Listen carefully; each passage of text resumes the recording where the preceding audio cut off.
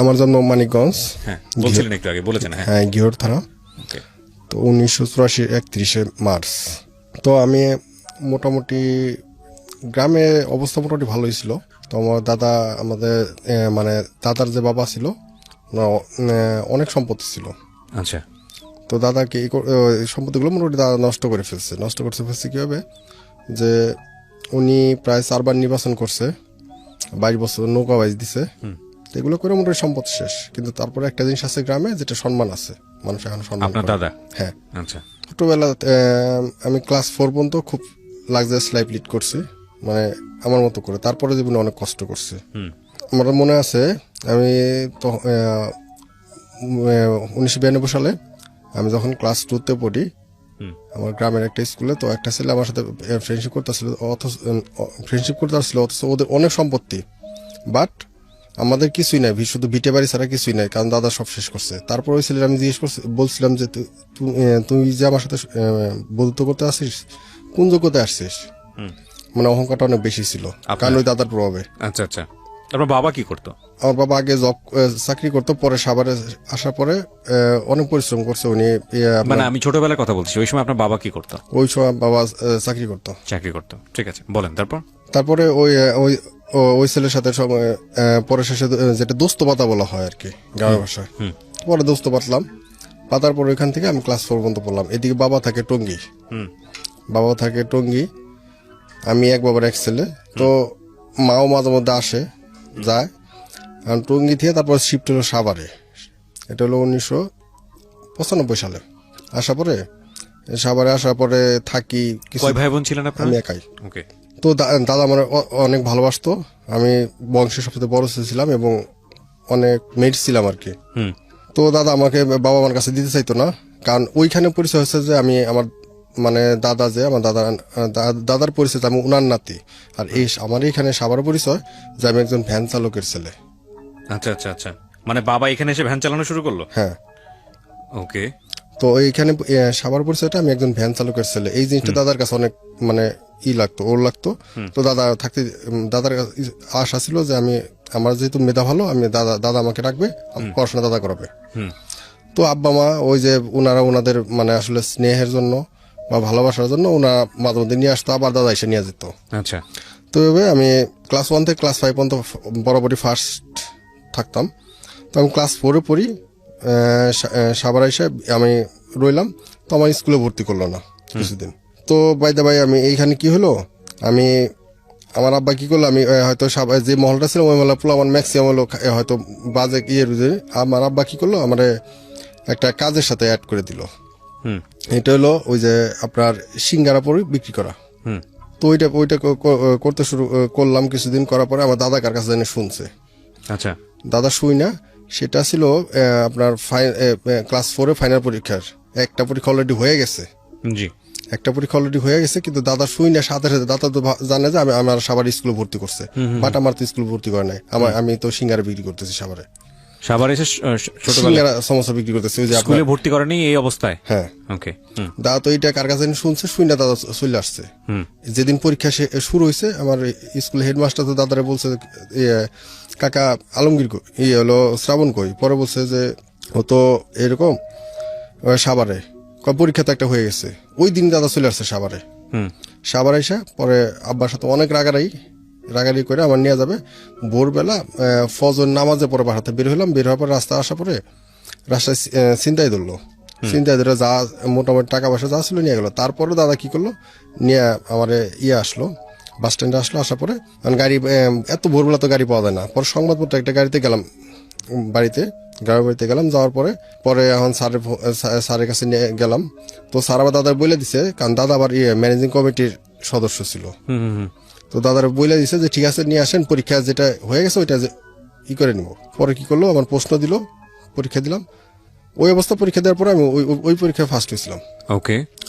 Class 1 এর পরীক্ষা? না, ক্লাস 4। ক্লাস 4 এ? ওকে, ক্লাস 4। তারপরে গেল, তারপর দাদা তার আসতেই দিবে না। দাদা ডিটারমাইন্ড যে আমার ওইখানে রাখবে, কারণ ক্লাস 5 বৃত্তি দেওয়া। ওকে। পরে সেটা দাদা কি করলো, আব্বার সাথে রাগারাগি করে আমার মার বাড়িতে নিয়ে গেল, কারণ বৃত্তি দেওয়া হবে। আমি ওইখানে থাকি এই অবস্থা। তো থাকতে মোটামুটি সামনের দিকে ভালোই পড়াশোনার দিকে আগাইতেছি। তো আমার এর ফাঁকে আবার কি হলো, আমি একটা বেসরকারি স্কুলে পড়তাম। তো আমি কি করলাম, ওই স্কুলের স্যার যে, ওই স্যারের কাছে আমি অঙ্ক পড়তাম, ইংলিশ পড়তাম।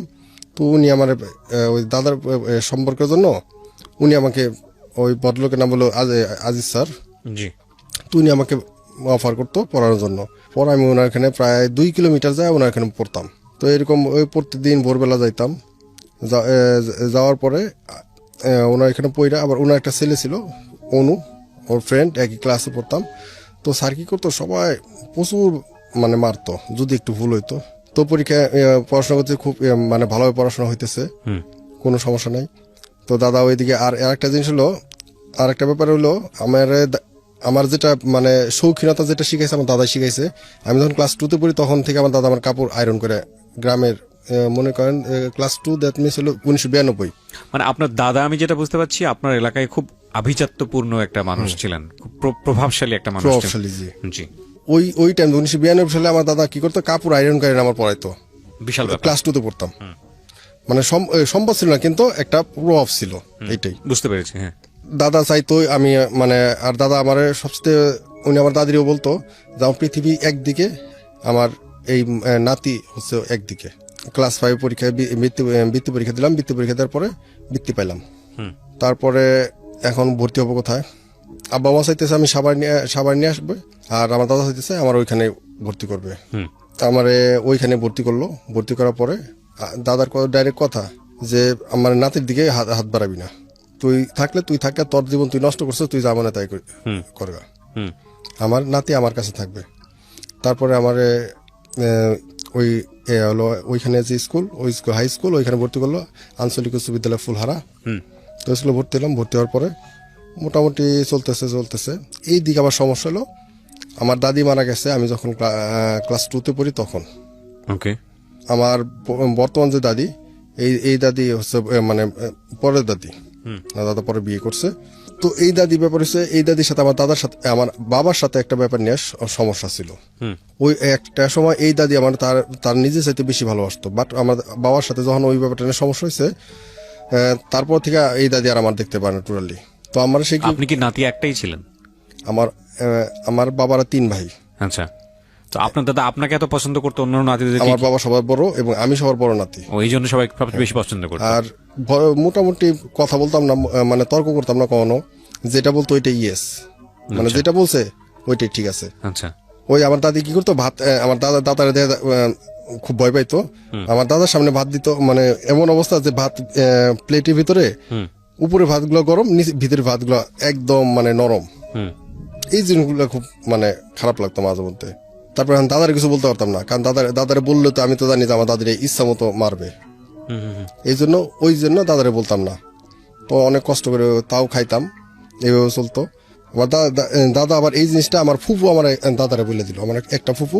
তো ফুফু একদিন দেখে ফেলছে, আমার ভাতের পিঠে হাত দিয়ে ফেলছে, হাত দেওয়ার পরে দেখছে যে এই অবস্থা। আমার ফুফু আমার দাদারে বলে ফেলছে। পরে তো আমার দাদা দাদিরে রাগ, মানে বাড়িতে মাইরা বাড়িতে বেরকে দিচ্ছে।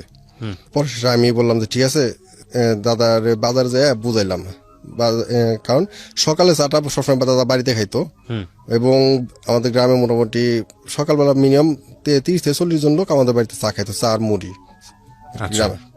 সকালে চাটা বাড়িতে খাইতো, বিকালে চাটা দাদা বাজার যায় খাইতো। আচ্ছা। তো বিকালে দাদা বাজার চা খাইতে যেত, আমিও যাইতাম, দাদা আমার নিয়ে যেত অলওয়েজ।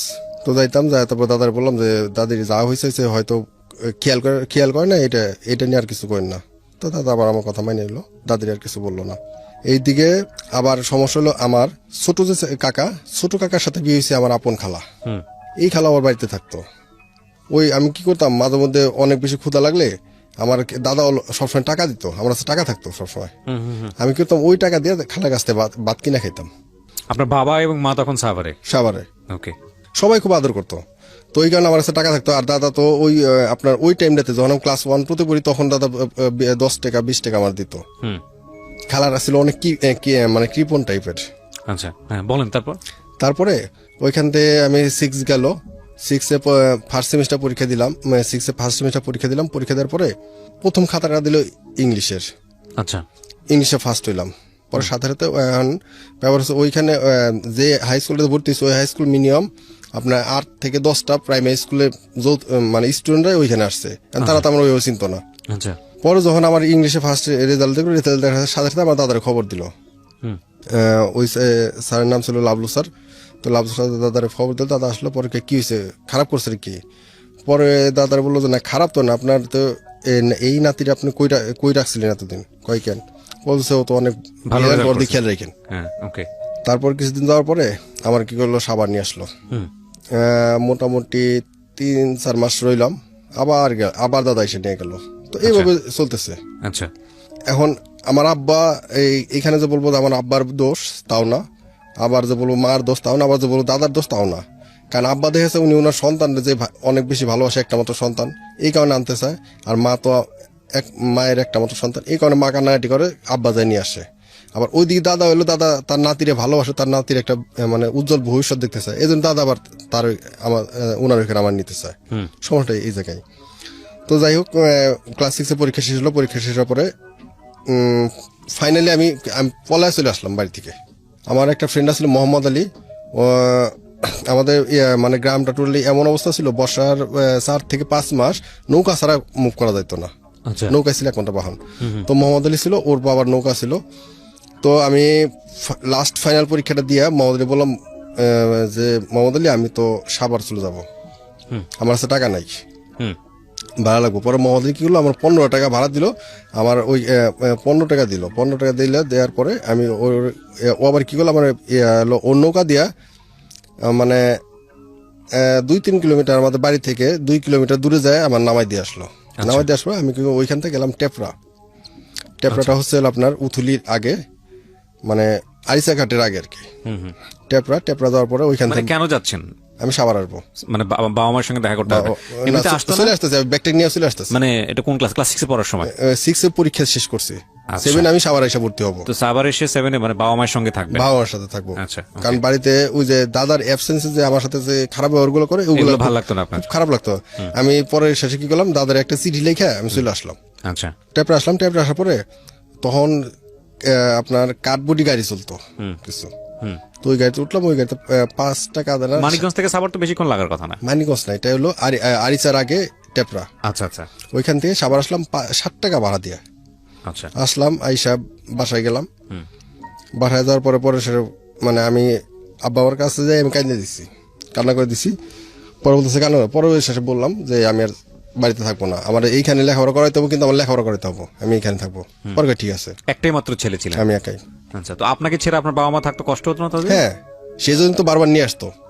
ওকে ফাইন, আমার মনে হয় খুশি হওয়ার কথা। তারপর? হ্যাঁ, তারপর খুশি হলো। তারপরে আব্বা কি করলো, কয় ঠিক আছে। তখন ছিল আপনার তখন কিন্তু পরীক্ষাগুলো শেষ হইতো মোটামুটি ডিসেম্বর শেষের দিকে। তো কয় যে সামনে তো জানুয়ারি, তার জানুয়ারিতে ভর্তি করি। তো ভর্তি করতে করতে স্কুলে ভর্তি করবো, 6 মাস চলে এলো। 6 মাস যাওয়ার পরে আর ভর্তি হইলাম না। পরে যা ভর্তি হইলাম হলো 98-তে। 98-তে ক্লাস 7-এ ভর্তি হলাম সাভারে।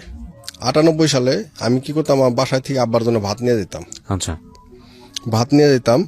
ভাত নিয়ে যাওয়ার পর ভাত নিয়ে যাইতাম হলো আব্বারে দুপুরে ভাত খাওয়াইতে। তো একদিন এখন আব্বা কি কারণে করছে সেই জানে, হয়তো এমন হইতে পারে যে ওই যে আমার হয়তো মহল্লার প্লাবন থেকে বিরত রাখার জন্য হইতে পারে, অথবা তার টাকার চিন্তাও হইতে পারে। যে কোনো কারণে সেই করছে। আমাদের রিক্সা ছিল, 3-4টা রিক্সা ছিল, একটা রিক্সা আমার হাত ধরাই দিছে। তখন ক্লাস 7-এ ধরা দিছে মানে রিক্সা চালাতে বলতেছে? জি। তো ওইটা ধরাই দেওয়ার পরে এই যে ধরলাম রিক্সা, পরে অনেক কষ্ট হলো। স্ট্যান্ড মানে আপনার তখন ভাড়া ছিল মেবি সাভার বাজার থেকে সাভার স্ট্যান্ড আপনার 4 টাকা ভাড়া। চালাইলেন আপনি রিক্সা? হ্যাঁ, চালাইলাম। আসলে খুব কষ্ট লাগলো। কষ্ট লাগার পরে আমি আর কি তারপরে ওই প্রতিদিনই করতাম, যাইতাম, টাইম পাইলেই যাইতাম। দেশের গ্যারেজের রিক্সা আছে, যা চালাইতাম। আমি করতাম। স্কুলেও যাইতাম।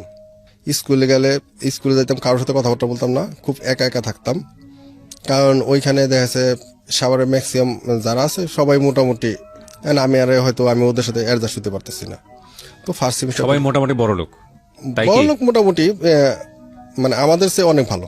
আচ্ছা, তো যে কারণে ওদের সাথে অ্যাডজাস্ট হতে পারতেছে না। হয়তো কেউ কথা বলতে চায় না বা হয় না, কিন্তু আমার মোটামুটি আমার চেহারা দিয়ে হয়তো 2-1 জন কথাবার্তা বলতো, কিন্তু আবার পোশাক পরিচ্ছদ।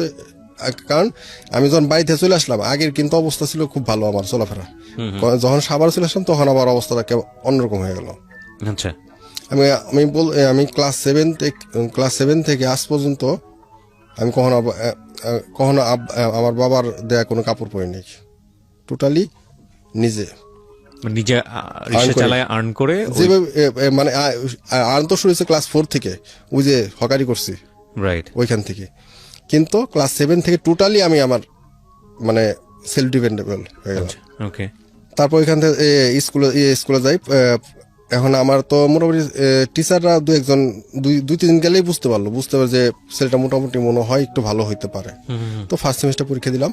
ফার্স্ট সেমিস্টার পরীক্ষা দেওয়ার পরে ইউসুফ স্যার নামে এক ভদ্রলোক ছিল, উনি কমার্সের টিচার, অ্যাকাউন্টিং টিচার ছিল। তো ওই ভদ্রলোক আমাদের সমাজ বিজ্ঞান ক্লাস নিত। কোন স্কুলে পড়তেন আপনি? আমার স্কুলের নাম ছিল বাড্ডা উচ্চ বিদ্যালয়। বাড্ডা উচ্চ বিদ্যালয়। ওকে। তো ইউসুফ স্যার উনি আমাদের সামাজিক বিজ্ঞান ক্লাস নিত। তো উনি ছিল মূলত কমার্সের টিচার। ইউসুফ স্যার হচ্ছে কি আমাদের একই জেলায়, বাট মানে পার্শ্ববর্তী থানা, আমাদের থানা ঘিওর থানা, ওনার বাড়ি ছিল দৌলতপুর থানা। আচ্ছা তো ওই জায়গায় ওই এলাকার যে ভাষা, এই ভাষাগত কারণে স্যার আমার একটু কাছে টানা পরে কথাবার্তা বলার পরে কি করলো, মানে যে ম্যাডামরা সবচেয়ে বেশি মানে দেখতে পারতো না, সেই ম্যাডামটাই ফার্স্ট সেমিস্টার পরীক্ষা পরে ওই ম্যাডামটা সবচেয়ে প্রিয় ছাত্র হই আমি। সেটা হলো লিপি দাস ম্যাডাম, হিন্দু ম্যাডাম। তো উনি অনেক পছন্দ করা শুরু করলো। তো সব টিচারদের কাছে মোটামুটি প্রিয় ছাত্র হিসেবে মোটামুটি 5 মাসের ভিতরে প্রিয় ছাত্র হয়ে যায়। এটা কি মানে আপনি স্টুডেন্ট ভালো এই কারণে? হ্যাঁ। ওকে, ভেরি গুড। তারপর খেয়াল রাখবেন যে ও রিক্সা চালাচ্ছে সেই মুহূর্তে, আমার মনে হয় যে বাবা রিক্সা না দিলেও পারতো ওনাকে, কারণ এক বাবার একটা মাত্র ছেলে, বাবা যেহেতু কর্মক্ষম ছিল এবং এই বয়সে তো রিক্সা চালানোর প্রশ্নই ওঠে না, কিন্তু এগুলো লাইফে এসছে। আপনার মা কি বাধা দিত না এইসব কাজে? কিন্তু সমস্যা সম্ভব আর মানে একরোখা টাইপের, কেমন জানে। আচ্ছা, মানে যা বলবে সেটা মানতে হবে। ঠিক আছে, বলেন তারপরে ওই ফার্স্ট সেমিস্টার পরীক্ষা যায়, সেকেন্ড সেমিস্টার যায়, তারপরে ফাইনাল পরীক্ষা যখন যায়, তখন কি করলো, আমার দাদা আসলো একদিন স্কুলে। আমি আমার দাদারে যেদিন আসছিলাম, আমার ওই যে চিঠি লেখা আসছিলাম না, আমি দাদারে বলছিলাম দাদা আমি আমার মানে বড়টিয়া ইউনিয়নে এখানে আমার বা ঘিওর থানা আমার পরিচয়, আমি মাধুর নাতি। আর সাবার পরিচয় হবে যে আপনি যখন যাবেন আপনি শ্রাবণের দাদা, আমি এই পরিচয় আপনার মানে এইভাবে। পরে আমার দাদা আসলে যাওয়ার পরে স্কুলে যায় ফাইনাল পরীক্ষা কিছুদিন আগে। যাওয়ার পরে উনি টিচারদের কাছে যে মানে সম্মান বা সমাদর, যেটা আতিথেয়তা যেটা পায়, ওইটা পাওয়ার পরে উনি বাসায় যাওয়ার পরে চোখ দা পানি বেড়ে যায় যে আমি আসলে কি করতেছি। আমার আব্বার অনেক বকে যে তুই এরকম একটা ছেলের যদি তুই এগুলো করাইতে চাস, অনেক বকে। তারপরে শেষ ওইভাবেই চলতে থাকে, কিন্তু আর কমে না। আমি ওই যেভাবে আমার টোটাল পড়ালেখা খরচ, বই কিনি, খাতা কিনি, সব আমি ওই যে আমার যখন টাকা লাগে আমি ওই রিক্সা গ্যাসটা বের করে নিয়ে আমি চালাই। তারপরে তখন আমি আমার কি করলাম, টাকা মোটামুটি খরচ করি।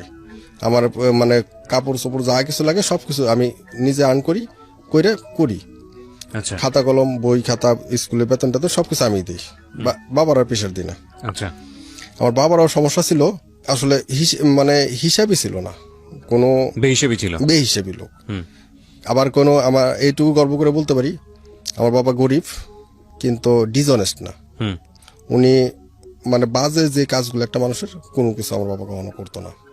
এই জন্য আমি লাকি, এবং আমার বাবার জন্য হয়তো আমি ভালো থাকতে পারছি। কিন্তু রাগ ছিল অনেক। তো ওইখানে চলতেছে। তো ক্লাস এইটে উঠলাম। তো আমি ওখানে সেকেন্ড হইলাম, কারণ আমার একে তো নতুন জায়গায় শিফট হওয়া, দ্বিতীয়ত আমি মোটামুটি 5 মাস যাওয়ার পর হইলাম 5 মাস, মানে তখন তো আপনার ফার্স্ট সেমিস্টার পরীক্ষাগুলো হয়তো মিড টার্মে, হয়তো মানে মে জুন এই টাইমে ফার্স্ট সেমিস্টার পরীক্ষা হইতো। এখন তো 3 মাস পর হইতেছে, 4 মাস পর, তখন হয়তো 6 মাস পরে দুইটা হয়তো 3 মাস। তো 6 মাস পরে হলো ফার্স্ট সেমিস্টার। আমার ভর্তি হয়েছে আমি 2 মাস আগে, এপ্রিলে ভর্তি হয়েছি। তো এই কারণে মোটামুটি ওই জেটটা টানতে পারিনি, সেকেন্ড হইলাম।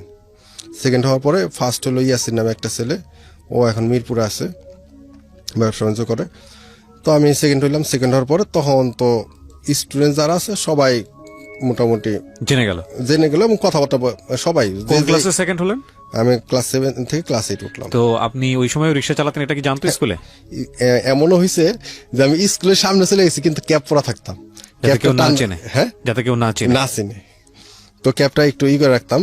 তো Very অনেকে strange. অনেকে দেখতো। তো আমার একটা স্যার ছিল শফিক স্যার অনেক রাগী স্যার। স্যারে অনেক মানে আসলে অনেস্টলি অনেক ভালো লাগে স্যারে। স্যার সত্য বলতো এবং কখনো অন্যায়ের সাথে আপোষ করতো না। তো এই স্যার আমার এই ব্যাপারটা জানতো।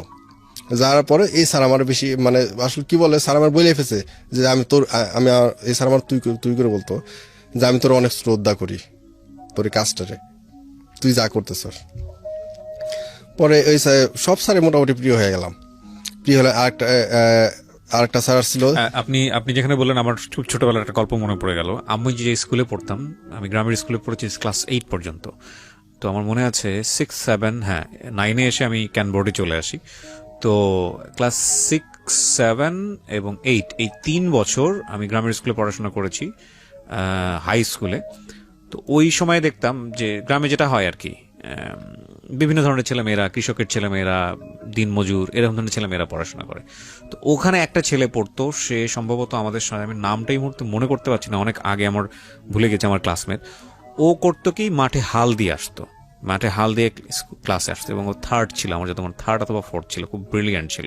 তো আমরা সবাই তাকে অন্যভাবে রেসপেক্ট করতাম, এবং স্কুলের টিচাররাও তাকে অন্যভাবে দেখতো। আমি ঠিক জানি না এরপরে আর কমিউনিকেট করা হয়নি, ওর লেখাপড়া কতদূর পর্যন্ত হয়েছে। একটু বয়সে একটু বেশিও ছিল, যে কারণে হয়তো সবাই একটু অন্যভাবে সম্মানও করতো। যাক, আপনার গল্পটা শুনে আমার মনে পড়ে গেল, বলেন তারপর।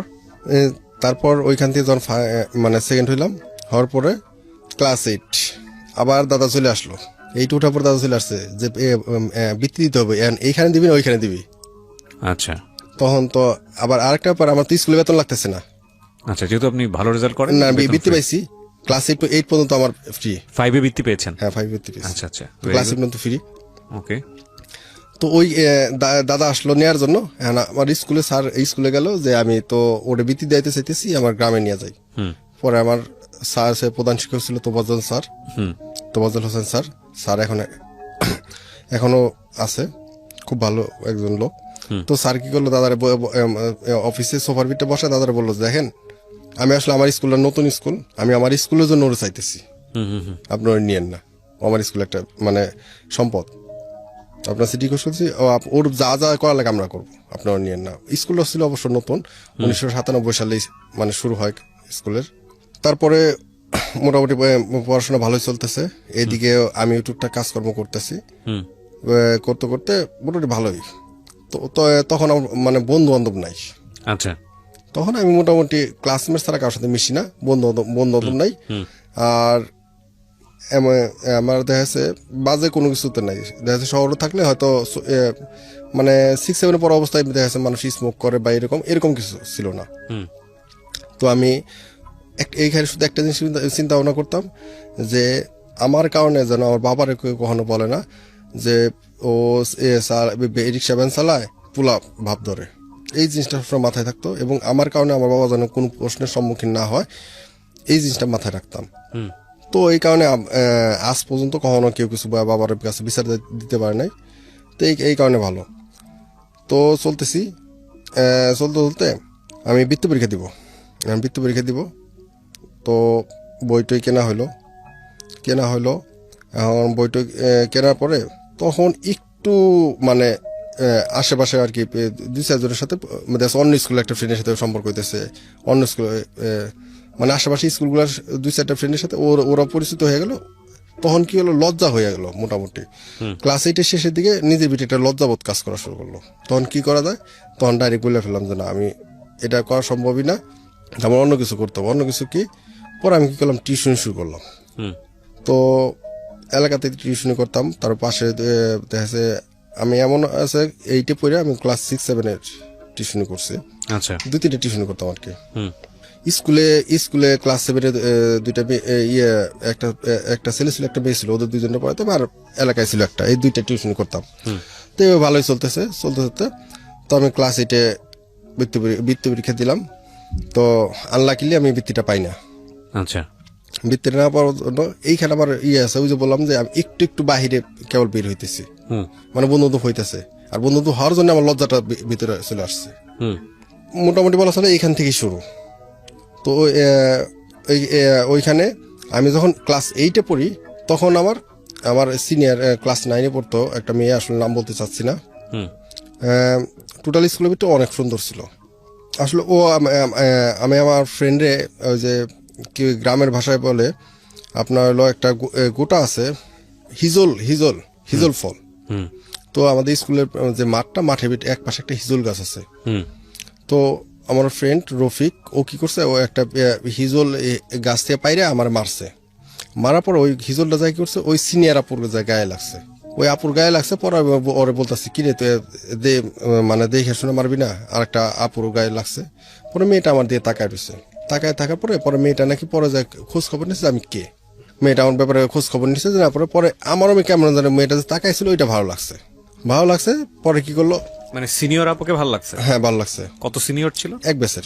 একবার আমি ক্লাস 8-এ পড়তাম, উনি 9-এ পড়তো। ওকে। তো মেয়েটা আমার প্রতি মোটামুটি আমার ভালো লাগার কারণ হচ্ছে যে পরে খোঁজ খবর নিচ্ছে যে মোটামুটি ভালো একটা স্টুডেন্ট, এই জন্য। তো মেয়েটা কি করলো, আমার অফার করলো। ঘটনা যে মোটামুটি 3-4 মাস এভাবে হয়তো তাকায় থাকতাম। বা ও যখন আপনার টিউবওয়েলে পারে যাইতো, আমি তখন যাইতাম, অথবা আমি যখন পানি খেতে যেতাম ও যাইতো।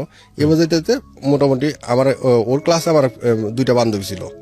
একটা বিলকিস নামে একটা বান্ধবী ছিল, আর একটা হলো পারবিন, আরেকটা সেলিনা। এই 2টা বান্ধবী ছিল। তো ও কি করছে, ও বিলকিসের মাধ্যমে করছিল, বিলকিসের মাধ্যমে আপনাকে চিঠি দিয়েছে। তারপরে ওর সাথে মোটামুটি ভালো সম্পর্ক। এখন এইভাবে ক্লাস আপনাকে অফার দিলে আপনি এগ্রি করলেন, সেটা মানে মেনে নিলেন? অনেক সুন্দর ছিল, মানে স্কুলের সবচেয়ে ওই যে ভালো 3 মাস ধরে তো ভালো লাগতেছে, আমি ওর দিকে তাকায় থাকতেছি, আমার সাথে কথা বলতে চাইতেছি। কিন্তু তারপরে মানে একটা ভয় ছিল যে আমি তো আসলে ওর সাথে কথা বলা ঠিক না, কারণ তো সিনিয়র। কিন্তু তাকায় থাকতাম। কিন্তু যখন ও নিজের থেকে উইলিংলি বললো, তখন আর মানে ফিরাই দেয়নি। ওকে। প্রত্যেকদিন কথাবার্তা মোটামুটি কথা হইতো না, চিঠি হইতো। সো চিঠি মোটামুটি সিরকুল লিখে দিত, আমিও দিতাম। এবার যাইতো। ওর আবার ওর বোন ছিল, ওরা 2 বোন একই সাথে পড়তো। আচ্ছা। 2 বোন একই সাথে পড়তো।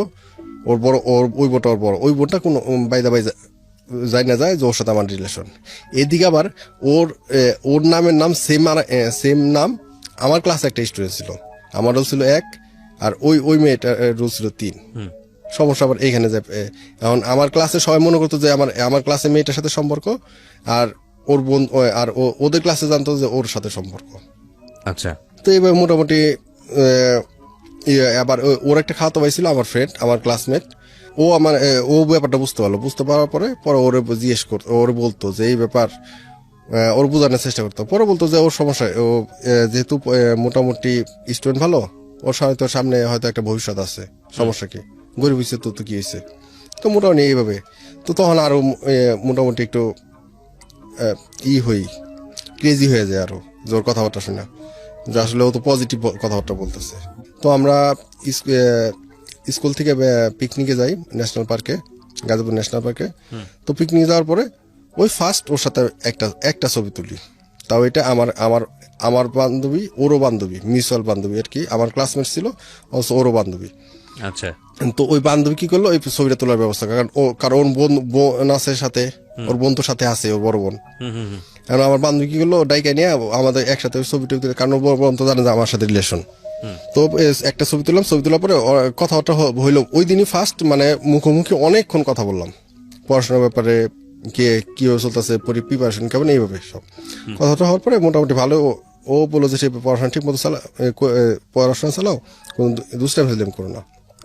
আমি ক্লাস 9 উঠলাম, ও ক্লাস 10-এ উঠলো। 10-এ ওঠার পরে মোটামুটি এইভাবে নিউটেন পর্যন্ত, আমি যখন নিউটেনে, ও তখন হলো ক্যান্ডিডেট হওয়ার পরে ওর কি করছে, ওর ব্যাপারটা ওর বাসায় ওর বড় বোন সম্ভবত ইনফর্ম করছে। ইনফর্ম করার পরে ওর বাসা থেকে ওর মানে একটু প্রেশার দিচ্ছে। প্রেশার দেওয়ার পরে ও আমার অ্যাভয়েড করে দিতেছে। ও কোচিংয়ে আসতো, বাট আমার সাথে কথা বলতো না, আমার একটু অ্যাভয়েড করে যেত। অ্যাভয়েড করার কারণে আমার কেমন যেন একটু খটকা লাগার পরে আমি সামনে যাওয়ার পরে একদিন কথা বলে না, ওর বড় বোন ছাড়া কোথাও যায় না। তারপরে অনেক যে ওই যে আমার ফ্রেন্ড, ওর যে বান্ধবী, ওরা যে ও বিলকিসটা বলি যে আমি ওর সাথে একটু কথা বলবো, ও অনেক বলে। পরে ও বলে দাদা ও তো কথা বলবো না রে, কি করবি? আমি কথা বলবোই। পরে একদিন ওর বড় বোন আসে না স্কুলে, ও একা আসে। ও যে পানি খাইতে যায়, আমি সাথে তো ওই মুহূর্তে দৌড়ে চলে যাওয়ার পরে আমি ওই পানি চাই, পানি দেয়। পরে আমি হাতটা মানে ইয়ের কিসে ওই যে আপনার দেয়াল আছে না, দেয়ালের ভিতরে হাতটা ধরি। আমি আমার একটা প্রশ্ন উত্তর দিয়ে তারপর যাবা। পরে বললো ঠিক আছে বলো। পরে বলছে তুমি আমার অ্যাভয়েড করতেছো কেন? পরে বলতেছে দেখো তুমি পড়াশোনা ঠিক মতো করে দাও, তুমি আমার অনেক ভালো মেয়ে পাবা। আসলে আমি আর সম্পর্কটার সামনে আগাইতে চাইতেছি না, আমার সমস্যা হয়েছে, তুমি ঠিক মতো পড়াশোনা করো। এটা বলার পরে শেষে মানে খুব খারাপ লাগলো। খারাপ লাগার পরে ওর মনে বোঝানোর চেষ্টা করলাম, ও চলে গেল। পরে শেষে কি করলাম, ওইখান থেকে বের হলাম। পাশে একটা স্কুল ছিল, ওই স্কুলে আমার ফ্রেন্ড ছিল একটা খোকন নামে। পরে আমি বেরিয়েছি, দেখি ওই স্কুল থেকে ওর স্কুল ছুটি হয়েছে, ও আসছে। আসার পরে ওই দিনে ফার্স্ট শুরু। পরে শেষে ওরা বললাম যে বন্ধু এই ব্যাপার, মনটা খুব খারাপ। কয় কি হয়েছে? আমি কি এই ব্যাপার, ও তো আমার এরকম মানে ই করে দিচ্ছে, না করে দিছে। পরে বলতেছে দেখি ও আবার কি করতো, স্মোক করতো। মেয়েটা স্মোক করতো? না না, আমার ফ্রেন্ড স্মোক করতো। আচ্ছা। পরে আমার তো খুব খারাপ লাগতেছে। পরে বলতেছে চল যাই। পরে কি করলাম, মোটামুটি কোয়ার্টার কিলো হবে স্কুল থেকে, কোয়ার্টার কিলো দূরে একটা মোটামুটি পরিত্যক্ত জমিদার বাড়ির মতো পরিত্যক্ত হিন্দু বাড়ি, ওই বাড়িতে গেলাম। যাওয়ার পরে আবার সিগারেট নিলাম, জীবনে ফার্স্ট 5টা গোল্ড সিগারেট নিলাম তখন দোকান থেকে নিয়ে। ওইখানে গেলাম, যাইয়া সিগারেট খাইতে, সিগারেটটা খাওয়ার পরে তো পড়ে গেলাম, কারণ গোল্ড সিগারেট তো অনেক করা। জীবনে ফার্স্ট ওই দিনকে স্মোক শুরু। খাওয়ার পর তারপর আসার সময় তো হলো ওইখানে আবার কি করছে, লেউ পাতা আছে, লেউ পাতা নিয়ে আসতাম। না মেয়েটা কি জানা যেত যে কি কারণে সে আপনার সঙ্গে সম্পর্কটা রাখতে চায় না? এটা কি বলেছে সে? ওইটা ওর বাসা থেকে একটু প্রেশার দিচ্ছে, বাসা থেকে প্রেশার দিচ্ছে যখন যাই না গেছে। আর যাই না যাওয়ার আরেকটা কারণ আছে, আমার টিচার ছিল, যে টিচার জানতো, এবং এই টিচার ছিল উনি জানতো। এবং বাই দ্য ওয়ে আমি বুঝতে পারছি যে ওই টিচার ওই মেয়েটাকে পছন্দ করতো। তো উনি হয়তো বা একটু ওইটা নিয়ে ই করছে। তো যখন এরকম হইলো, তখন আমি মোটামুটি 3-4 দিন স্কুলে যাই নাই, 3-4 দিন স্কুলে। আর আমার বেস্ট যে ফ্রেন্ডটা ছিল ইনসানা, যে ওরও ফ্রেন্ড, তো ইনসানের সাথে বন্ধুত্ব আমার এত বেশি। ও আসলে আমার সে হয়তো হয়তো বছরখানি বড় হইতে পারে। তো ইনসানের সাথে খুব ভালো সম্পর্ক, ভাই এজ এ মানে বোন, তারপর বন্ধু বা আমার গার্জিয়ান, সবকিছু মোটামুটি আমি ইনসানের মনে করতাম। আচ্ছা, আপনি সিগারেট খাওয়া শুরু করলেন ওই সময়? হ্যাঁ, তারপর? তো ইনসানা এই ব্যাপারটা গুলো ইনসানা আমার অনেক বুঝাইতো, কারণ ইনসানা জানতো, ইনসানার বিলকিস এই দুইজনই হলো মূলত এই সম্পর্কের ছিল। তারপরে ওরা বোঝানোর চেষ্টা করতো, বুঝতাম না। পরে আমি 1 সপ্তাহ মতো স্কুলে যাই না, 1 সপ্তাহ পরে স্কুলে গেছি। স্কুল যাওয়ার পরে ওই যে টিচার ওর মানে প্রাইভেট টিউটর, তো ওই টিচার দাঁড়া করেছে আমার, দাঁড়া করানোর পরে স্কুলে আসছে না কেন। পরে আবার কি করছে, ওই আবার আমার স্কুলে মানে উনি তো মোটামুটি অপমান করলোই, মারলো টালো না, মোটামুটি কথা শোনানোর পরে বসলাম, পড়ার জন্য কোনো মার খেয়ে। তো কি হয়েছে, দেয়ালের ভিতরে জেমসের একটা গান লিখছে, যেদিন বন্ধু চলে যাব। তো এইখানে একটা মানে কলি লিখছে, কলিটা লিখছে হলো আমার এক ফ্রেন্ড, ওর নাম পলাশ। তো লিখছে, লেখার পর ওই স্যার জিজ্ঞেস করছে যে এটা কি লিখছে। পরে আমি তো আবার ওই স্যার দেখতে পাই না, বলছি স্যার আমি লিখছি। বলার পরে কি করলো, স্যার আমার ডাবল ব্যাট দেওয়া বাড়ি দিল, এইখানে বাড়ি দিয়ে ফুলে গেল একদম হাতটা, ফুলে গেল। পরে পলাশ আবার বলতেছে আমি লিখছি, ওরেও বাড়ি দিল। বাড়ি দেওয়ার পরে পলাশ তো খুব রাইগে গেছে, কারণ পলাশ হচ্ছে ওইখানকার লোকাল, পলাশ রাজবংশী হিন্দু, তো ওইখানে লোকাল। পলাশ অনেক রাগে একটা ছেলে, তো আসলে কিন্তু আমার অনেক ভালোবাসতো। তো কি করতো, রাগে গেছে, এখন স্যারে মারবে স্কেল নিয়ে। আমি দেখি ও স্কেল দিয়ে স্যারে মানে যে স্কেল দিয়ে হয়তো মানে পার দিবে এরকম আমি বুঝতে পারছি, স্টিল স্কেল হাতে নিয়ে ফেলছে। পরে আমি বাম হাতটা ধরছি, আমি চুপ স্যার, শুধু এত বলছি স্যার। পরে ওই স্যার আমার ওই দিন বলে দিল যে আমি কাগজ কলমে লিখে দিতে পারি, তোমরা পাস করবা না। পরে আমি স্যার বললাম যে স্যার আসলে আপনি কাজ করেন, আপনি সাদা কাগজ দেন, আমি লিখে দিই যে আমি পাস করব বইলা। পরে কাগজ দেন স্যার, লিখে দিই। ওই দিন ক্লাস থেকে বেরোলাম, সেটা ছিল হলো আপনার 2002 সালের ফেব্রুয়ারি 8 তারিখ। আচ্ছা। তো ওইখান থেকে স্কুল থেকে বেরোলাম। বেরোর পরে এদিকে কিন্তু আমি টুকটাক স্মোক করতেছি। পরে পলাশে বললাম যে খুব খারাপ লাগতেছে, চল কই যাওয়া যায়। পরে আবার স্কুলে যাওয়া বন্ধ হওয়ার কারণ ছিল আমার যে বেস্ট ফ্রেন্ড ছিল ইনসানা, ওর সাথে আমার একটা ব্যাপার নিয়ে ঝগড়া হয়। ঝগড়া হওয়ার কারণে এই জন্য আর স্কুলের প্রতি একটা অনীহা তৈরি হয়, এই কারণে মোটামুটি স্কুলে যাওয়া বাদ দিলাম। আচ্ছা, তারপরে ওই দিন যেদিন স্যারের সাথে রাগারি করে বেরোলাম, বেরোর পরে হলাম পলার বলতেছে যে চল কোথাও তো ঘুরে আসি, কই যাবি চল। সাবার থেকে আসলাম হলো টঙ্গী। টঙ্গী আসার পরে টঙ্গী একটা পার্ক আছে, টঙ্গী না সরি এয়ারপোর্টের পাশে একটা পার্ক আছে। তো সারাদিন ওই পার্কে ঘুরলাম, ঘুরে বিকালে গেলাম। বাসায় তো জানো যে স্কুল করছি, মানে তারপরের দিন স্কুল, এইটা তারপরের দিন স্কুল করলাম হচ্ছে টঙ্গী এয়ারপোর্টে পার্কে। তো এরকম তারপরে প্রত্যেক দিন এক এক জায়গায় যাইতাম। তো এইদিকে আবার সাবার সবচেয়ে মানে মানে বেশি বয়সে যে স্কুল সাবার উচ্চ বিদ্যালয় ওই এবং সাবার কলেজ দুইটা পাশাপাশি। তো ওইখানে কি হলো, ওই অদসন্দ স্কুলের মোটামুটি ছেলেদের সাথে আমার একটা সম্পর্ক হয়ে গেল।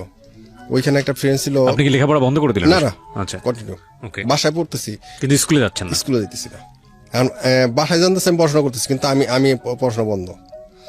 তো ওইখানে আমার অদসন্দ কিছু ছেলেপেলের সাথে সম্পর্ক হইলো। দেশে হয়তো আমার এক ব্যাচের জুনিয়র একটা ব্যাচ ছিল, জুনিয়র ব্যাচটা ছিল আমার এলাকার ছেলে। ওইখানে ছিল শমশের, ওরা ছিল আর কি। আর আমাদের ব্যাচ পরে আবার আমাদের একটা ব্যাচ, আমাদের যে ব্যাচ ওই ব্যাচের সাথে সম্পর্ক হলো। ইভেন আমাদের ব্যাচের এক ব্যাচ সিনিয়র যারা কলেজে ফার্স্ট ইয়ারে তাদের সাথে সম্পর্ক হলো। 3টা ব্যাচের সাথে সম্পর্ক মেনটেন করা শুরু করলাম। তো মোটামুটি ওইখানে যাওয়ার পরে ওই সারাদিন ওইখানে ঘুরতাম ফিরতাম। আর ওই জায়গাটাতে এমন হয়েছে, মানে মোটামুটি ওইখানে আমার যে ব্যাচটা ছিল, ওই ব্যাচটা ছিল যে 3 ব্যাচের সমানে যে ফ্রেন্ড সার্কেলটা, এই সার্কেলটা ছিল এমন যে খুব দুর্দর্শ। ওরা খুবই দুর্দর্শ। ওরা দেখা যাচ্ছে যদি কেউ যাইতেছে যে সে যত সিনিয়র হোক তারা মারবে, ওই নগদ মাইরে পড়ছে, নগদ স্টেপ করে পড়ছে, এরকম আর কি। তো ওদের সাথে যাইতাম, একটু ভালো ভালো লাগতো, যে মনে হয় কেমন যেন। ওকে। তো ওদের সাথে নিজের ভিতরে একটা অন্যরকম ব্যাপার, হিরো ব্যাপার, হিরোজম চলে আসছে। তো ওদের সাথে যাইতাম। তো এরপরে আবার কি হলো, এদিকে তো ওর কাছ থেকে আমি তো ধুমসি স্মোক করতেছি। বাই দ্য টাইম আমার এক ফ্রেন্ডের বিয়ে, ওই ফ্রেন্ড আমার এক বছর জুনিয়র, বাট ওর ফ্রেন্ডের যে ফ্রেন্ড ও হচ্ছে আরো ওর এক বছর জুনিয়র। জি। তো আমি তো নিউটনে পড়ি, আর আমার ওই ফ্রেন্ড 9-এ পড়ে, আর ওর যে ফ্রেন্ড ও হচ্ছে ক্লাস 8-এ পড়ে। ওই ফ্রেন্ডের বিয়ে, ইয়াসমিন ওর নাম। তোর বিয়েতে দাওয়াত করলো, ওই বিয়েতে গেলাম। বিয়েতে যাওয়ার পরে ওই ইয়াসমিনের এক ফ্রেন্ড হচ্ছে পিঙ্কি, ও আসলো, ওর সাথে পরিচয় হলো। পরিচয় হওয়ার পরে মোটামুটি ওর সাথে আমি সায়েন্সে ছিলাম, ও আবার সায়েন্সে ছিল। তো এই কারণে ওর সাথে সম্পর্কটা একটু কাছাকাছি ছিল। ও সাবার গার্লসে পড়তো। তো দেখা যায় হয়তো আমার কাছ থেকে বিভিন্ন নোট নিত, নেওয়ার কারণে ওর সাথে সম্পর্ক হইলো। সম্পর্ক হওয়ার পরে ওর সাথে রিলেশন শুরু হইলো। ওই যে আমার ওই একটা রিলেশন কিন্তু সে মানে ব্রেক হওয়ার পরে আবার ওর সাথে শুরু হইলো। আচ্ছা।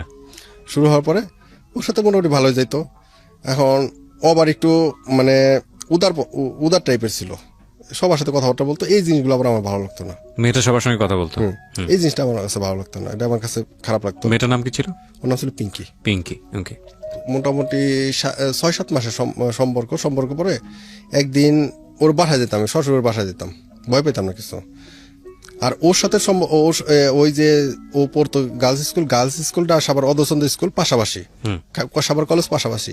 এখন ওইখানে ওর সাথে সম্পর্ক টিকে রাখতে হলে আমার কি করতে হবে, ওই যে ফ্রেন্ডদের সাথে ওইখানে যে ফ্রেন্ড সার্কেলটা, ওদের সাথে সম্পর্কটা আরো ভালো করতে হবে।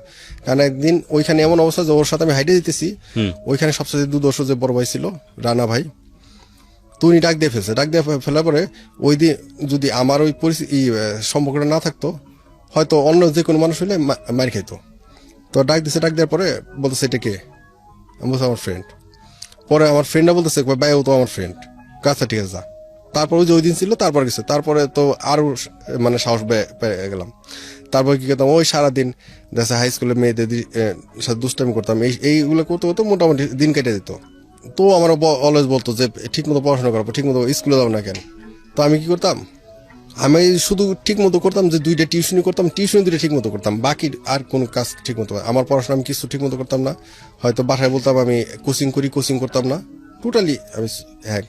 তো এইভাবে আমি আস্তে আস্তে কি ওই স্মোকের সাথে সাথে আপনার মোটামুটি ইটা খাওয়া শুরু করি, উইড যেটা, গাঁজা।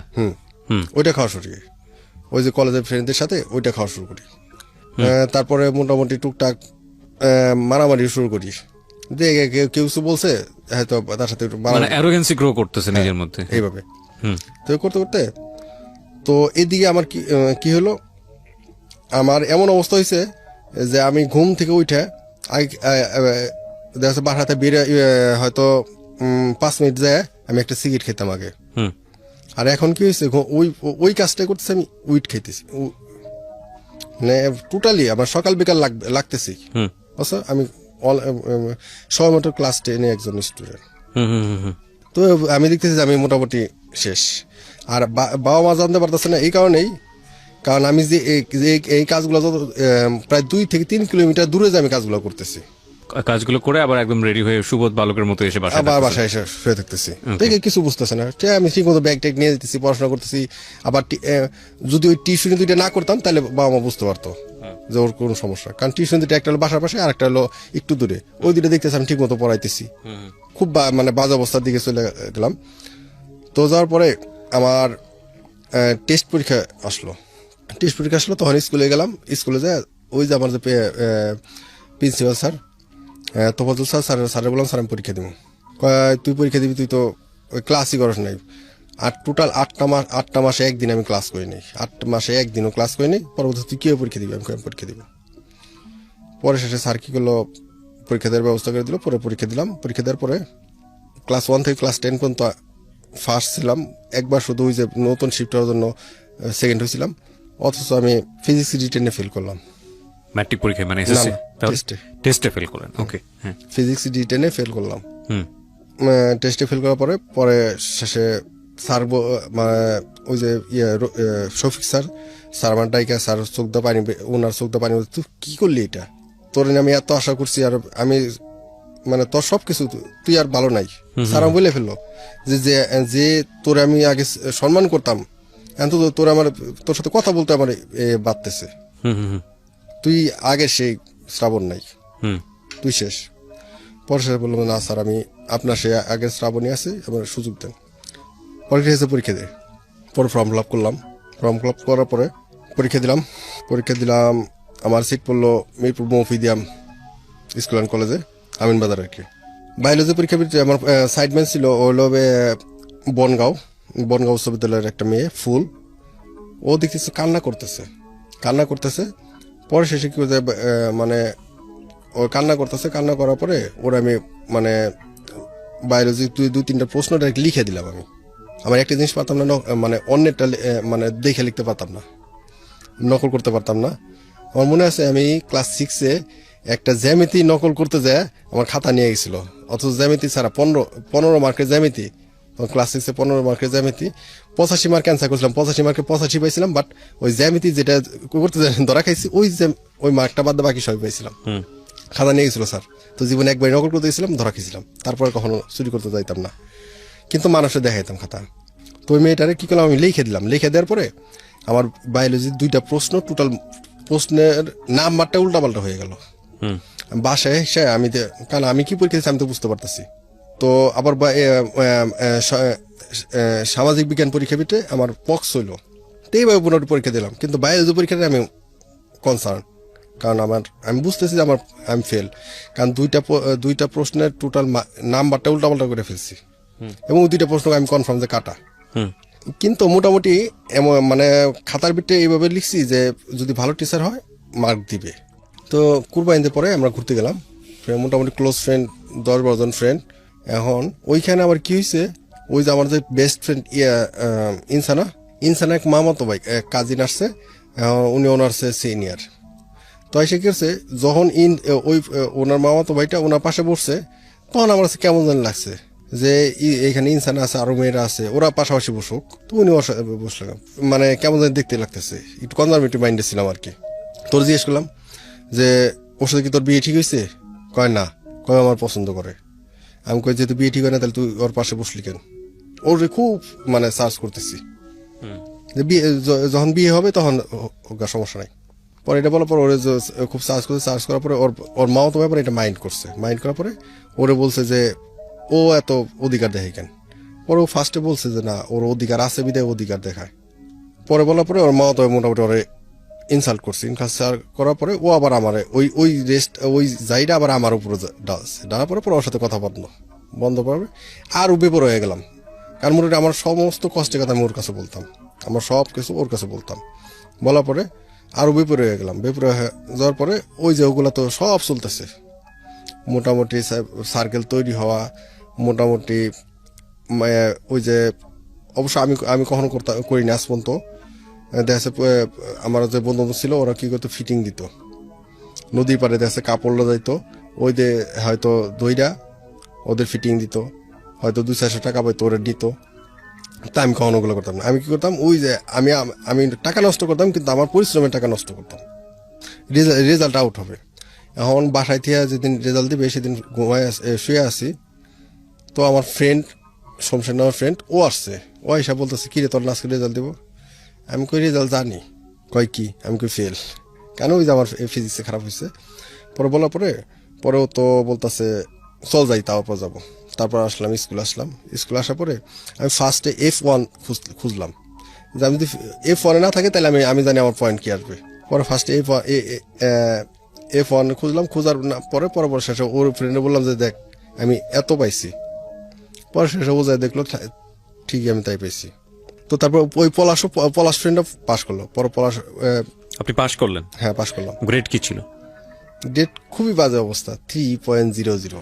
আচ্ছা, না যা কিনা আসলে আমার আসলে ওইটা বলা চলে যে ওইটা আমার আসলে মানে প্রাপ্য হয়ে গেছিল, আমার পরিণতি এইটাই ছিল পরিণতি মোটামুটি। যাই হোক আর কি। হ্যাঁ, তো আপনি ওই মেয়েটা কোন রকম পাশ করলেন আর কি? হ্যাঁ, না এটা আবার মানে কারণ আছে কেন, আসলে অহংকার পতনের মূল এটাই। তো ওই মেয়ের কোন এক ব্যাপারে তর্ক করতে হতে পরে সে বলছিলাম দেখ আমি যে তোর পছন্দ করুম, কেন করুম, মানে ওরা বলছিলাম যে আমি হয়তো এটা হলো ক্লাস 9-এর শেষের দিকে, তখন তো মানে খুব ভালো পড়াশোনা হইতেছে, তো আমার স্পিরিট অন্যরকম। পরে আমি বলছিলাম যে আমি যে ইউনিভার্সিটিতে বা যেখানে হয়তো এরপরে করবো, ভর্তি হবো, তুই বারান্দা যেতে পারবি না, কারণ আমি তোর সাথে কিসের জন্য অ্যাফেয়ার করবো। যাই হোক, আমি একটা জিনিস যেটা বুঝতে পারছি যে আমি আসলে এইভাবে দেখছি না, এগুলো চলমান জীবনের ঘটনা। অহংকারটা হয়তো আপনার দাদার কাছ থেকে পেয়েছেন, সেটা অন্য হিসাব। বাট আমি যেটা বুঝতে পারছি, মানে টু বি অনেস্ট, যে আপনার মধ্যে একটা সম্ভাবনা ছিল, কিন্তু আপনার পরিবারের আপনার পড়ার প্রতি তেমন কোনো আগ্রহই ছিল না, নইলে আপনাকে ক্লাস 7-এ রিক্সা ধরিয়ে দেওয়ার কথা না। এবং একই সাথে ক্লাস 4-এ গিয়ে একটা ছেলে বাদাম বিক্রি করার মতো অবস্থায় যায়নি, আপনাকে দিয়ে বাদাম বিক্রিও করানো হয়েছে।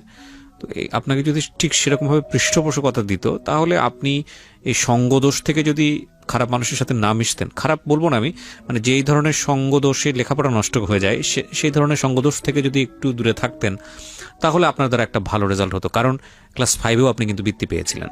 এগুলো একটু নোট করার মতো। হ্যাঁ, এরকম অনেক ছেলে মেয়ে আছে যারা খুব ব্রিলিয়ান্ট, এসএসসি পর্যন্ত অনেক ভালো রেজাল্ট করে, কিন্তু পরবর্তীতে গিয়ে অনেক ঝরে যায়। আমি আমার ইউনিভার্সিটি লাইফে এরকম পেয়েছি, এসএসসিতে স্ট্যান্ড করা, ইন্টারমিডিয়েটে স্ট্যান্ড করা, কিন্তু নোংরা পলিটিক্স করতে গিয়ে সে ছেলে হারিয়ে গেছে। হ্যাঁ, তো এরকম অনেক আছে। যাই হোক, বলেন, তারপর পাশ করলেন আপনি এসএসসি? তারপর পাশ করলাম, মারা যায় জড়াই ধরে কান্না করে দিলাম যে মা আমি পাশ করছি। মা অনেক খুশি। ফ্যামিলিতে এটা নিয়ে খুশির কথা, কারণ আপনাকে তো লেখাপড়া করাতেই চায়নি।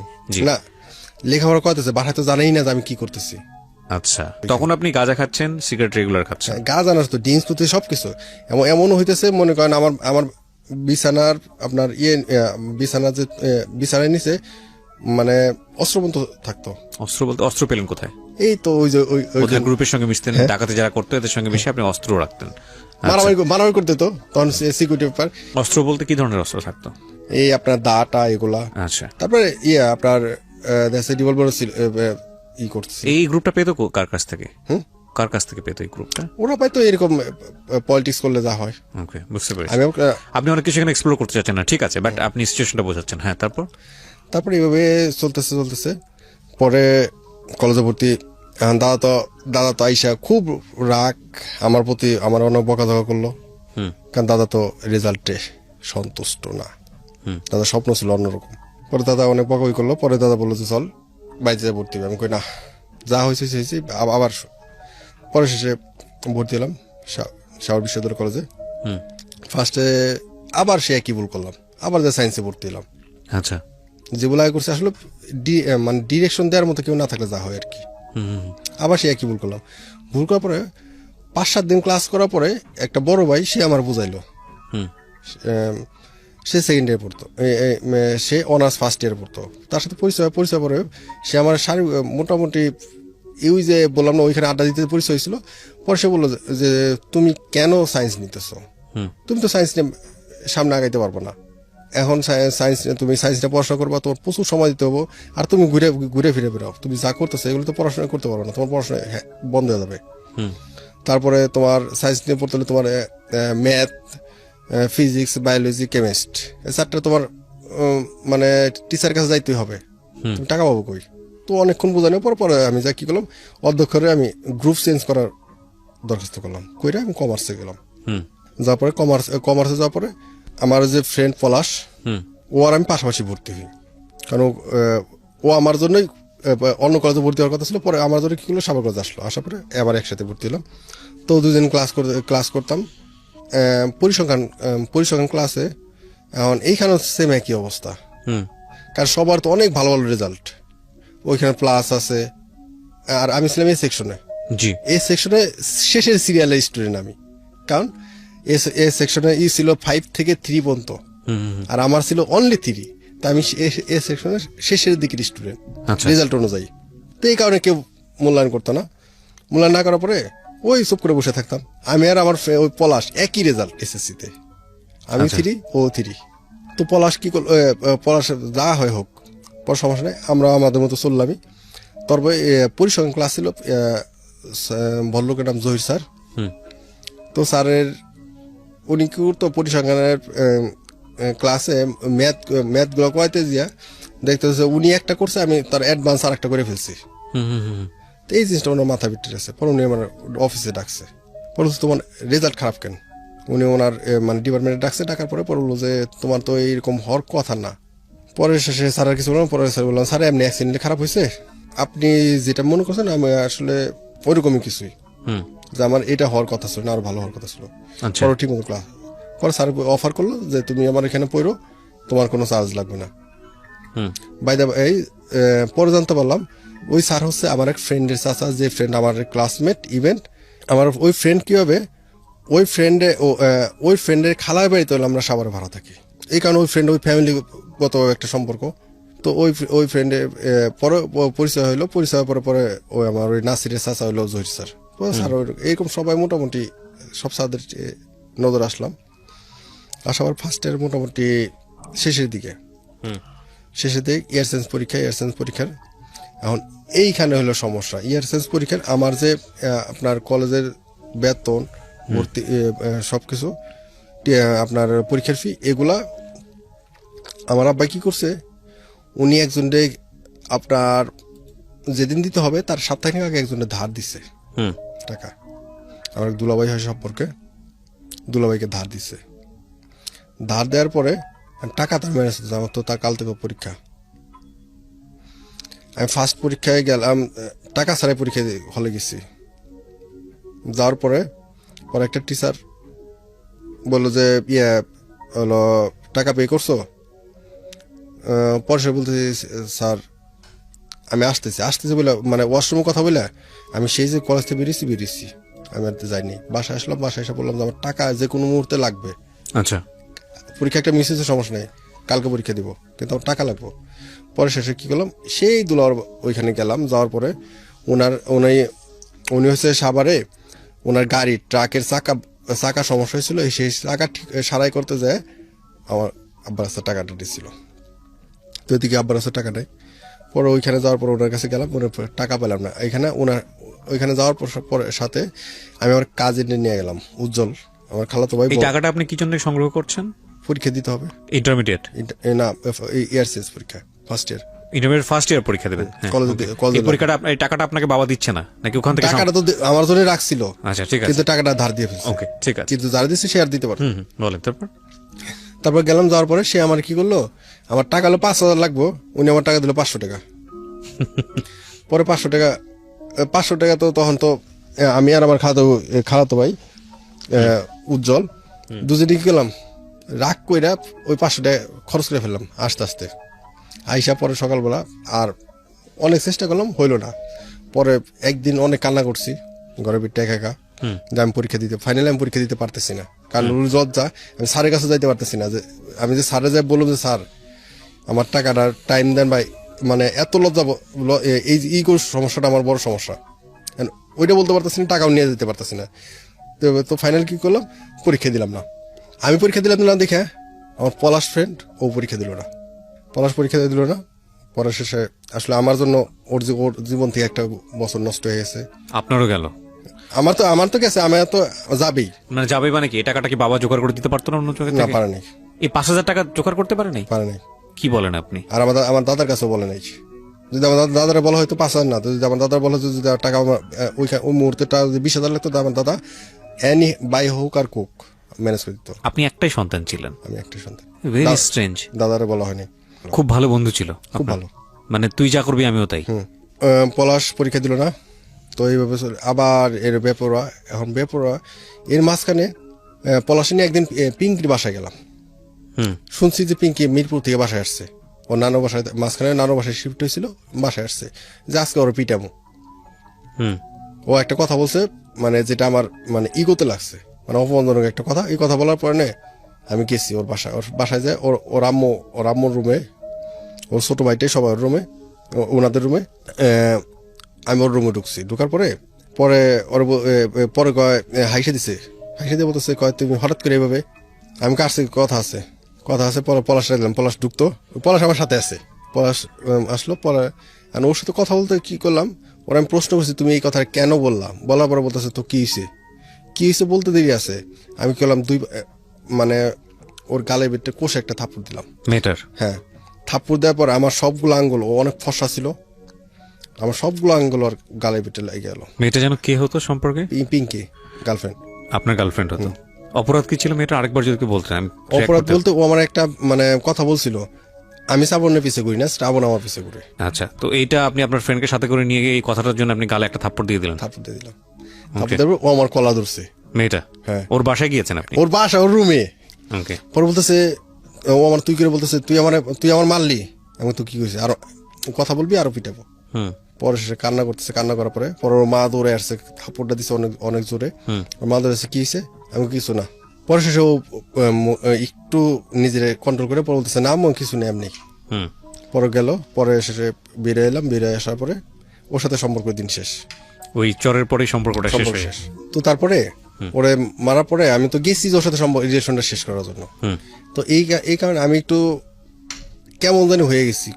সেটা হলো ওই যে আমার মানে ক্লাস 10-এ যার সাথে ব্রেকআপ হয়ে গেলো, ওই ব্রেকআপের পরে মোটামুটি ওই সম্পর্ক হওয়ার পরে একটু কষ্ট পাইছে। আর কষ্ট পাওয়ার পর থেকে আমার চিন্তা ভাবনা এরকম যে একটা মেয়েরে মানে অফার করুক, আমি করি বা মেয়ে করুক, যে যতদিন মেয়ে যখন বুঝতে পারবো যে মেয়ে আমার প্রতি দুর্বল, তখনই মেয়ের সাথে সম্পর্ক শেষ। তো এইভাবে করতে করতে সম্পর্ক অনেকগুলো করে ফেললাম। তো পিঙ্কির পরে আবার একটা স্টুডেন্ট ছিল, ওর নাম নাসরিন। তো ওর সাথে আমার রিলেশন হলো। ওর সাথে রিলেশন হলো। ওর মা আমারে মানে ছেলে বলতো। ওরা তিন বোন ছিল, নাসরিন, নিশি আর নীরা। তো 3 বোন, ও ছিল সবার বড়। তোর ওই পড়াইতাম, ওর মা আমার ছেলে, আমি ওই যে এসি পাশে পরে 24 ঘন্টা ভিতরে 14 ঘন্টা টাইম ওদের বাসায় থাকতাম। এরকম একটা অবস্থা ছিল। তোর ওইখানে লোকাল ছিল। এটা কি মানে আপনাদের বাসার পাশেই ছিল? হ্যাঁ। আচ্ছা আচ্ছা। ওরা ওইখানে লোকাল ছিল। তো দেখে আমি আর 3 বেলা খাবার ভিতরে ম্যাক্সিমাম 1 বেলা ওদের বাসায় খেতাম, অনেক সময় বেশি খেতাম। আচ্ছা। তো উনি আর কি আমার মনে মনে পছন্দ করতো, ওর মা। তো এই কারণে একটু সাপোর্ট পাইলাম। সাপোর্ট পাওয়ার পরে ওনার মেয়ের সাথে সম্পর্ক হলো। তো সম্পর্ক হলো মানে পছন্দ করি এরকমই। আমি হয়তো ওইভাবে আমি চিন্তা ভাবনা ইন ফিউচার কিছু একটা এরকম চিন্তা ভাবনা। তো করতে ও একটু দুষ্টাইম করে শাসন করতে হতে একদিন কি করছি, ও দুষ্টাইম করছে, ওরে আমি কি করছি, আমার ওই যে বিছানার নিচে রাখতাম, একদিন ডাইরেক্ট নিয়ে রিভলভার মাথা ঠেকাই দিলাম। মেয়েটার মানে গার্লফ্রেন্ডের মাথায় রিভলভার ঠেকালেন কেন? গার্লফ্রেন্ড স্টুডেন্ট, যে তোমার বলছি যে ছেলেদের সাথে দুষ্টামি করবা না, কিন্তু ওকে তো আপনি পছন্দ করতেন, আপনি যেটা প্রশ্ন বলছেন। বলি না তো। কিন্তু বলেন নাই, কিন্তু হ্যাঁ, আমার ওর ফিউচার প্ল্যান, কারণ আমি জানি, আমি বুঝতেছি ওর মা আমার পছন্দ করে। যে কোনো ভাবে ওকে আপনি ফিউচারে রেখেছেন যে ওকে আপনি বিয়ে করবেন বা এরকম কোনো কিছু। হ্যাঁ, আমি বুঝতেছি যে ওর মা আমার পছন্দ করে, এই কারণে ওরা দেখে রাখার জন্য। আচ্ছা। পরে সে বলতেছে, ও আমার ভাইয়া বলতো যে ভাই তুমি কি আমার পছন্দ, তো যখন আমি রেগে গেছি পরে বলতে তুমি কি আমার পছন্দ করো, পরে বলতে আমি হ করি। পরে বলার পরে সে হাসে দিছে, পরে সে বলতো তো তুমি তো পছন্দ করতে মারতে চাও কেন? মানে পিস্তল টিস্তল দেখাতে ভয় পাওয়া যায় কথা। কোন ক্লাসের মেয়ে? ও ক্লাস 6-এ পড়তো, মাত্র ক্লাস 6 এ পড়ে। ওকে। ওর সাথে মোটামুটি ওই দিনকে মানে বলার পরে ও কয় আমি দাঁড়াও তোমার মা আসুক, মানে ওর মার কথাই বলতেছে। ওর মারে আমি মা মানে মা বলতাম, তো বলতো দাঁড়াও তোমার মা আসুক, তোমার মা আসলে তোমার মারে বলি।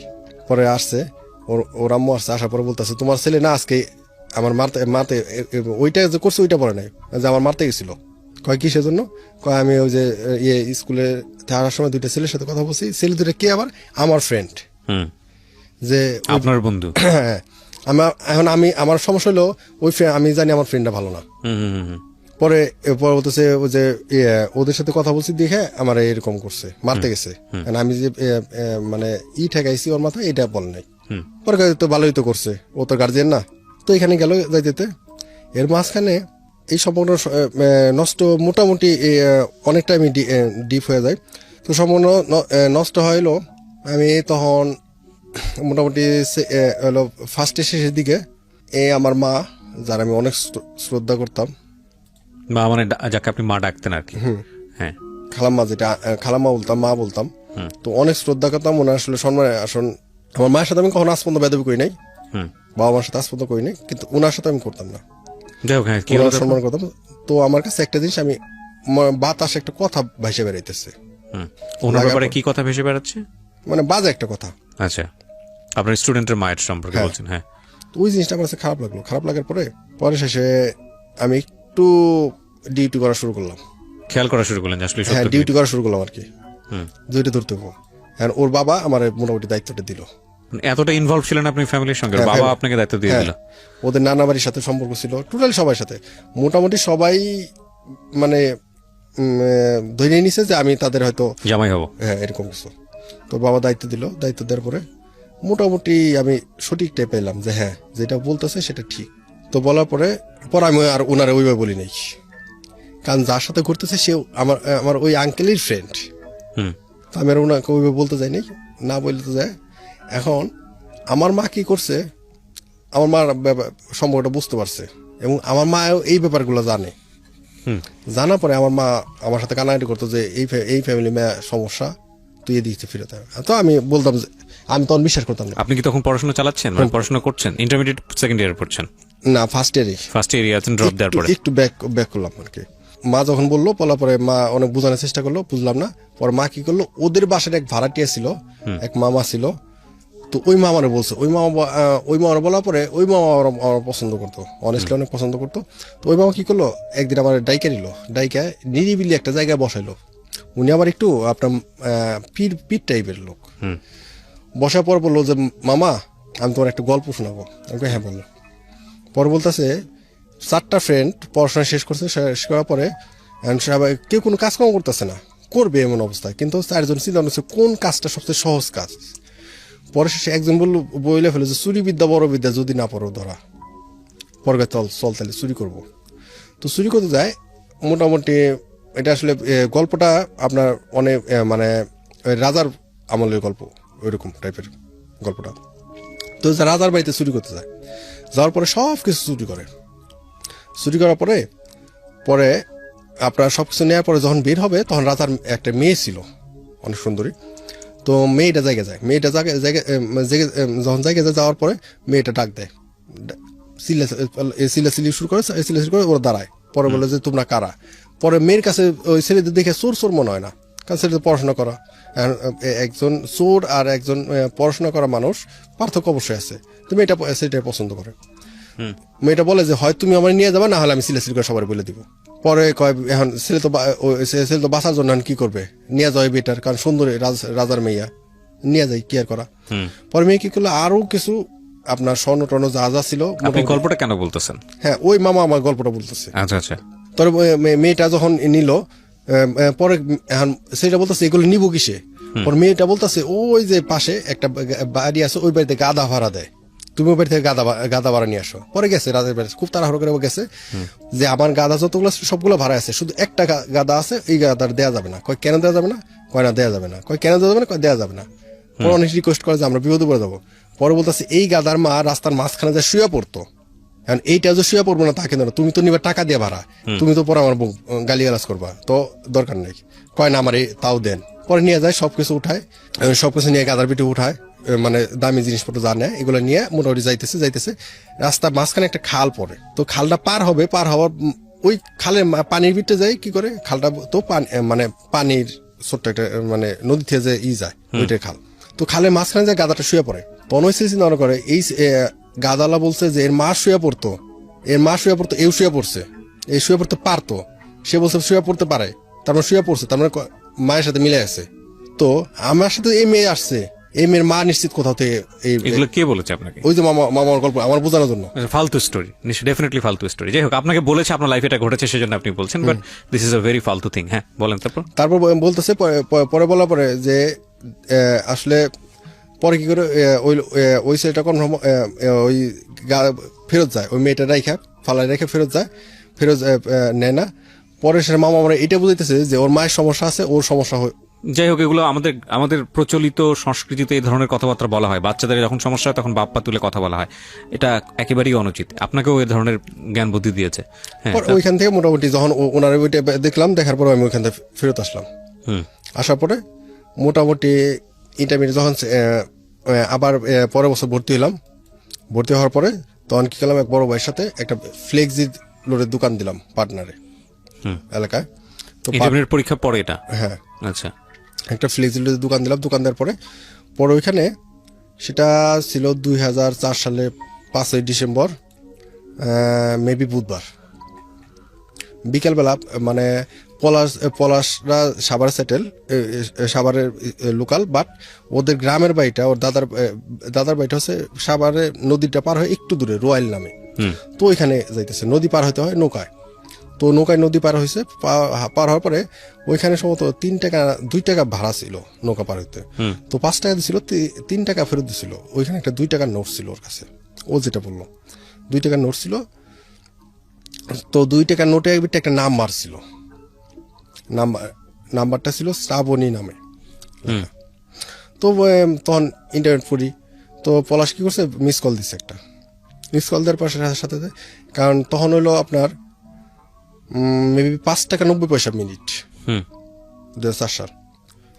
তো মিস কল দিছে, মিস কল দেওয়ার সাথে কল ব্যাক করছে, ব্যাক করার পরে কথা বলার পরে যখন দেখছে অপরিচিত, মেয়েটা ফোনটা কাইটে দিচ্ছে।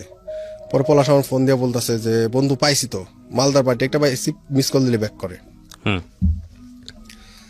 আমি কই তুই আসবি কখন? কয় বিকালে। পরে কি করলো, আমার দোকান আসলাম, দোকান আসার পরে নাম্বারটা দিলাম, নাম্বারটা দিল আমারে, নাম্বারটা দেওয়ার পরে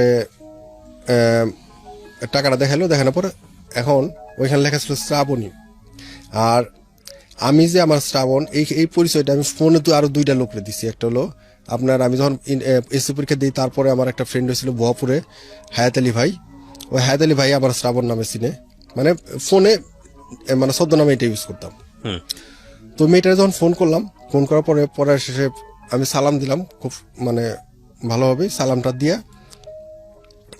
বললাম স্যার আমি শ্রাবণ সাভার থেকে। এখনও তো অবাক। পরে সে বললাম যে আপনার নাম্বারটা এইভাবে কথা বলছিলাম, দেখি তো কথা বলতেছে না। কথা বলার পরে অনেকক্ষণ ট্রাই করলাম, কথা বলতেছে না, মানে কাটিয়ে দিচ্ছে। পরে অনেক টি করতেছে, ভাইয়া আসলে আমি আসলে কথা বলতে পারতেছি না, আমার সমস্যা আছে। তো এইভাবে কয়েকবার কাইটে দেওয়ার পরে তো 5 তারিখ মোটামুটি রাতের বেলা ফোন দিলাম, তাও একই অবস্থা। 6 তারিখ দিনে 2-3 বার ফোন দিলাম।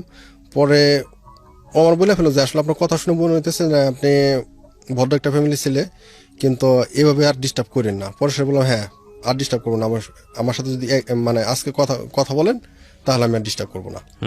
পরে সে পরে সে বলতেছে না এখন কথা বলতে পারবো না, এখন আমি আসর নামাজ পড়ব, আমি নামাজ পড়তে যাবো। পরে আমি বললাম যে ইউরেকা। কয় ইউরেকা কেন? আমি কই আপনি 5 ওয়াক্ত নামাজ পড়েন? কয় হ্যাঁ। আমি কই ঠিক আছে, আপনার আমার দরকার। আপনি পড়তেন? না, ও পড়তো। আপনি পড়তেন না? না, আমি পড়তাম না। That is the honest confession এখানে, প্রিয় শ্রোতা। অনেক বাঙালি ছেলেদেরই স্বপ্ন থাকে তার বউ 5 ওয়াক্ত নামাজ পড়বে, পরেজগার হবে, হিজাব সম্পন্ন হবে, কিন্তু নিজে কোনো কিছুই করে না। এটা একদম অনেস্ট কনফেশন। এটা উনি যেটা বলেছেন এটা শুধু ওনার সমস্যা না, এটা অনেকেরই সমস্যা। যাই হোক, বলেন তারপরে আপনাকে দরকার। কয় কেন? আমি কই ঠিক আছে, আপনি কখন কথা বলবেন সেটা বলেন। আমার সাথে শুধু আজকেই কথা বলবেন, এরপরে কখন কথা বলতে হবে না। যদি আর যদি আজকে কথা বলবো আর কখন আমি ডিস্টার্ব করবো না, আপনি যদি না বলেন কথা বলতে। আচ্ছা ঠিক আছে। পরে শেষে রাতের বেলা ফোন দিলাম। ফোন দেয়া রাতে ও এশা নামাজ, ও বলছে যে আমি এশা নামাজ শেষ করে তারপরে ফোন দিব। ও ফোন দিছে। ফোন দেওয়ার পরে ও ফোনটা কাইটে দিয়ে আমি ফোন ব্যাক করলাম। ব্যাক করার পরে সে আমার পরিচয় দিলাম, ডিটেল বললাম। আমার একবারে আমার মনে আছে 27 মিনিট কথা হয়েছিল। আমার A to Z, আমার ফ্যামিলি অবস্থা থেকে শুরু করে আমি কয়টা মেয়ের সাথে রিলেশন করছি এগুলো সব বললাম ওর কাছে। ওর সাথে আমি জাস্ট অফারটা করলাম, ফ্রেন্ডশিপের অফার। আমি মেয়েদের মানে ভালো লাগে না, বিশ্বাস করি না, এরকম মানে অ্যাফেয়ারে আমার কোনো নাই। ওরা এটা বুঝাইলাম যে আমার একজন বন্ধু লাগবে আমার নিজের ঠিক করার জন্য।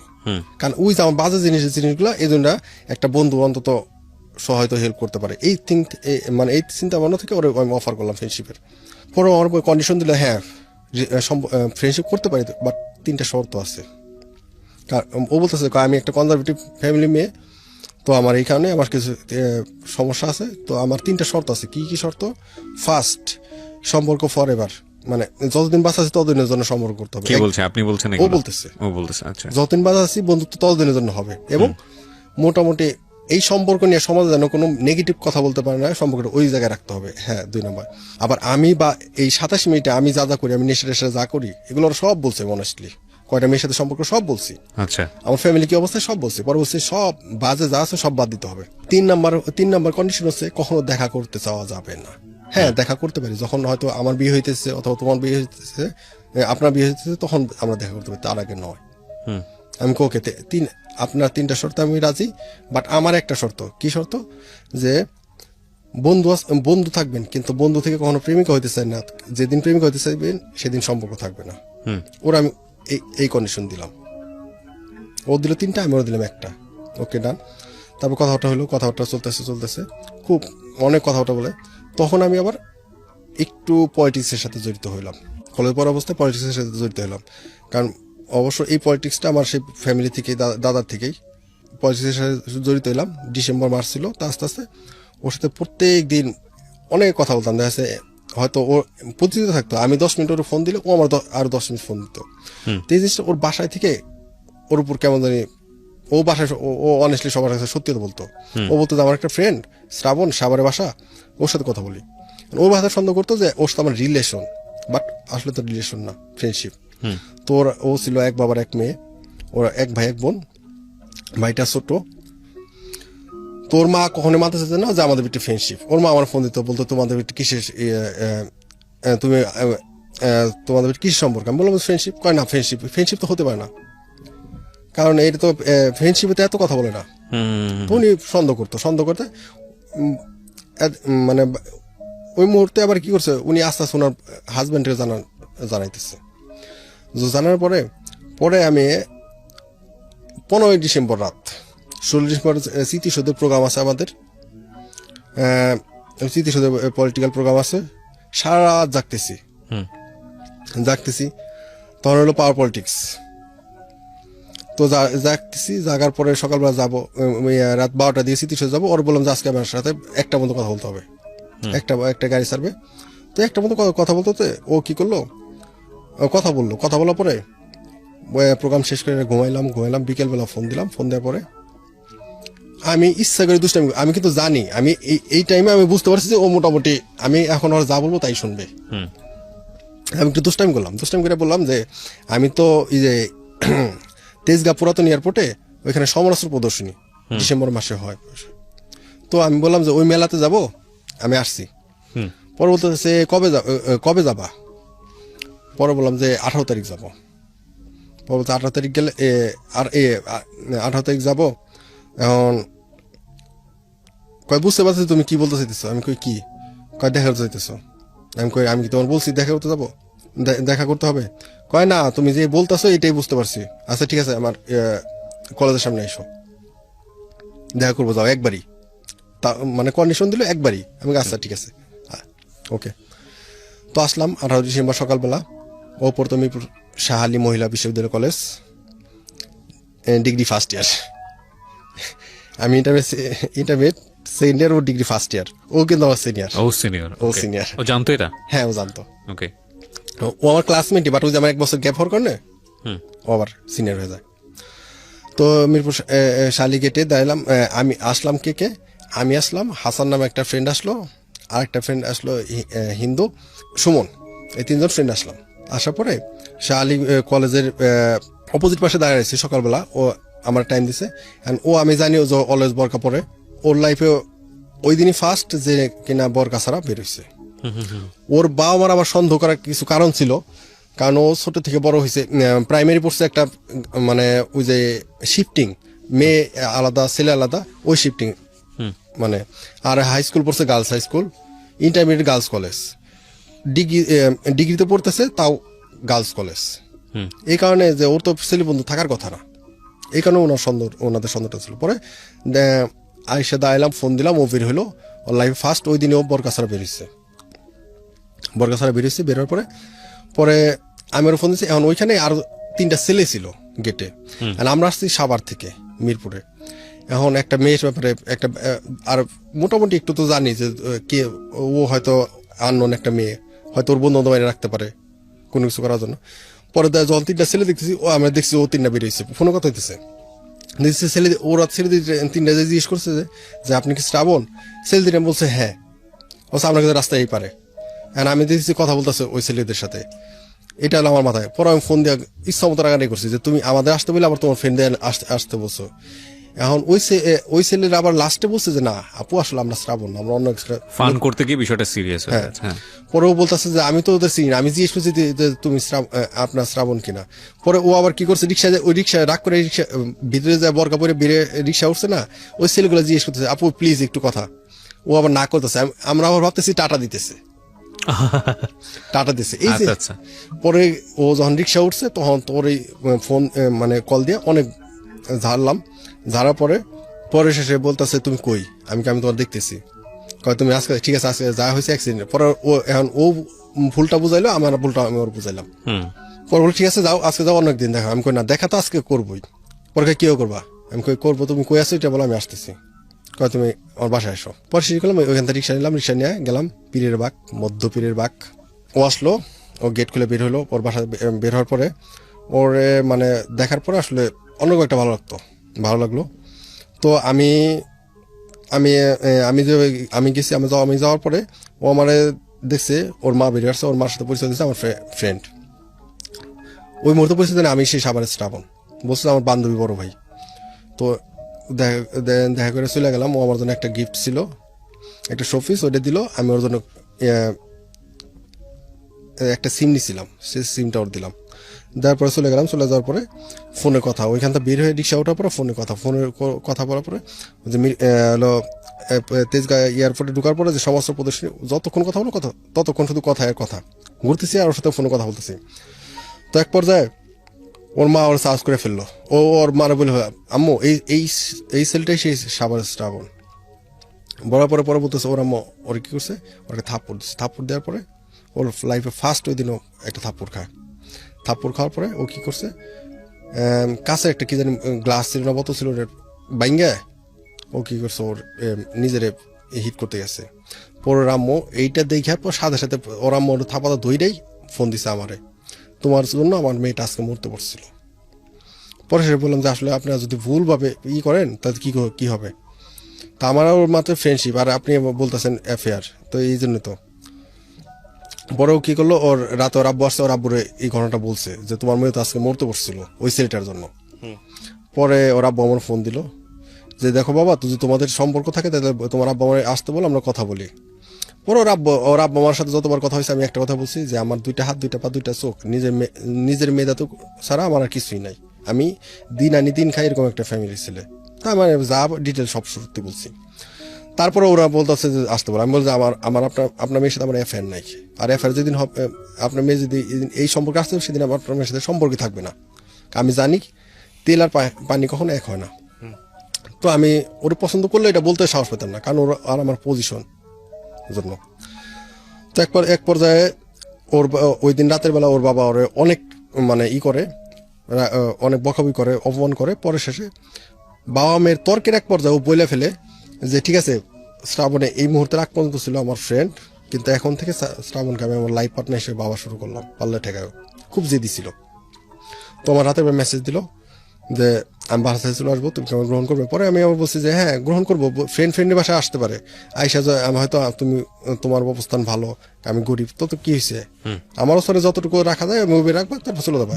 কয় না আমি তোমাকে বিয়ে করবো, আমি কই সম্পর্ক তো এখানেই শেষ। সেটা ছিল ডিসেম্বরের 22 তারিখ। পরে বললাম যে সম্পর্ক তো এখানেই শেষ, কন্ডিশন কিন্তু আমার একটাই ছিল, তোমার 3টা ছিল, আমার একটাই ছিল। এদিকে আমি কিন্তু আমার সব ছেড়ে দিছি, আপনার শুধু স্মোকটা বাদ দিয়ে বাকি সব ছেড়ে দিছি। ভালো হয়ে গেছেন, ভালো মানে বাজে কোনো ছেলের সাথে আমি মিশতেছি না আমি টোটালি। এদিকে একটা জব শুরু করছি, মানে টোটালি মানে ওর সাথে এই যে এই 15 দিনের ভিতরে আমি জবের জন্য ট্রাই করতেছি, আমি নিজে চেঞ্জ করে ফেলছি। তো ও আমার যখন অফারটা করলো তখন আমি কি করলাম, আমি পলাশ ওই ফ্রেন্ডে বললাম, আরেকটা সিনিয়র ভাবি ছিল ভাবিরে বললাম। এখন ও আমার টার্গেট 2 দিনের আলটিমেটাম দিচ্ছে, 24 তারিখ আমাকে বলতে হবে যে ইয়েস অর নো, আর নো হইলে ও হয়তো সুইসাইড করবে এরকম কিছু হুমকি দিয়ে ফেললো। পরে শেষে 2 দিন অনেক চিন্তা করে পরে সবাই বুঝাইলো দেখ একটা মেয়ের অন্তত বাঁচা আগে, মেয়ের অন্তত বাঁচানো দরকার, তুই ইয়েস বল, তারপর একটা কন্ডিশন দিয়ে দে। পরে ওর ইয়েস বললাম, ইয়েস বলার পরে এটা ছিল হলো 2004 সালের ডিসেম্বরের 24 তারিখ ইয়েস বললাম। পরে ওরা বললাম ঠিক আছে আমার কন্ডিশন আছে। কি কন্ডিশন? 2010 সাল পর্যন্ত আমার সময় দিতে হবে, 6 বছর আমার সময় দিতে হবে, আমি অন্তত তোমার 2 বেলা 2 ডাল ভাত খাওয়াইতে পারি, এরকম একটা অবস্থা। আমি বললাম ইয়েস, কিন্তু কন্ডিশন একটাই, 2024 সালে 2010 সালে 24 ডিসেম্বর আমরা বিয়ে করবো, হয় ফ্যামিলি মতে আদারওয়াইজ অমতে। তো এইভাবে করতে করতে ওর সাথে খুব ভালো রিলেশন শুরু হলো। আমি একটা জব নিলাম, জব নিয়ে চলে গেলাম কুমিল্লা। এদিকে আমি তখন ওর পুরানো শুরু করলাম, যা ওর ভালোবাসা কতটুকু সত্যি। আমি কিন্তু 1 সপ্তাহ ফোন অফ রাখতাম, 1 সপ্তাহ ফোন খোলা রাখতাম।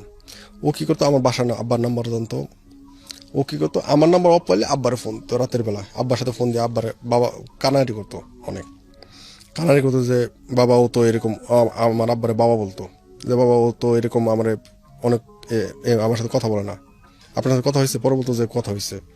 পরে আব্বা এগুলা মোটামুটি হয়ে গেল, বিরক্ত হয়ে গেল। আব্বা আমার একদিন ফোন দিল যে তুমি কই? আমি কই আমি কুমিল্লায়। কয় তাড়াতাড়ি চলে আসো, কথা আছে তোমার সাথে। আসলাম, আসার পরে বললো যে ওর সাথে সম্পর্ক রাখো না, কারণ ওর যে অবস্থা কোন সময় কোন অ্যাক্সিডেন্ট করে ফেলবো, পরে তোমার জীবন সমস্যা। পরে ওর যে অনেক পাগলামি করতো, ওর একটা ফ্রেন্ড আছে নাজু আপু অবশ্য অনেক সাপোর্ট করতো।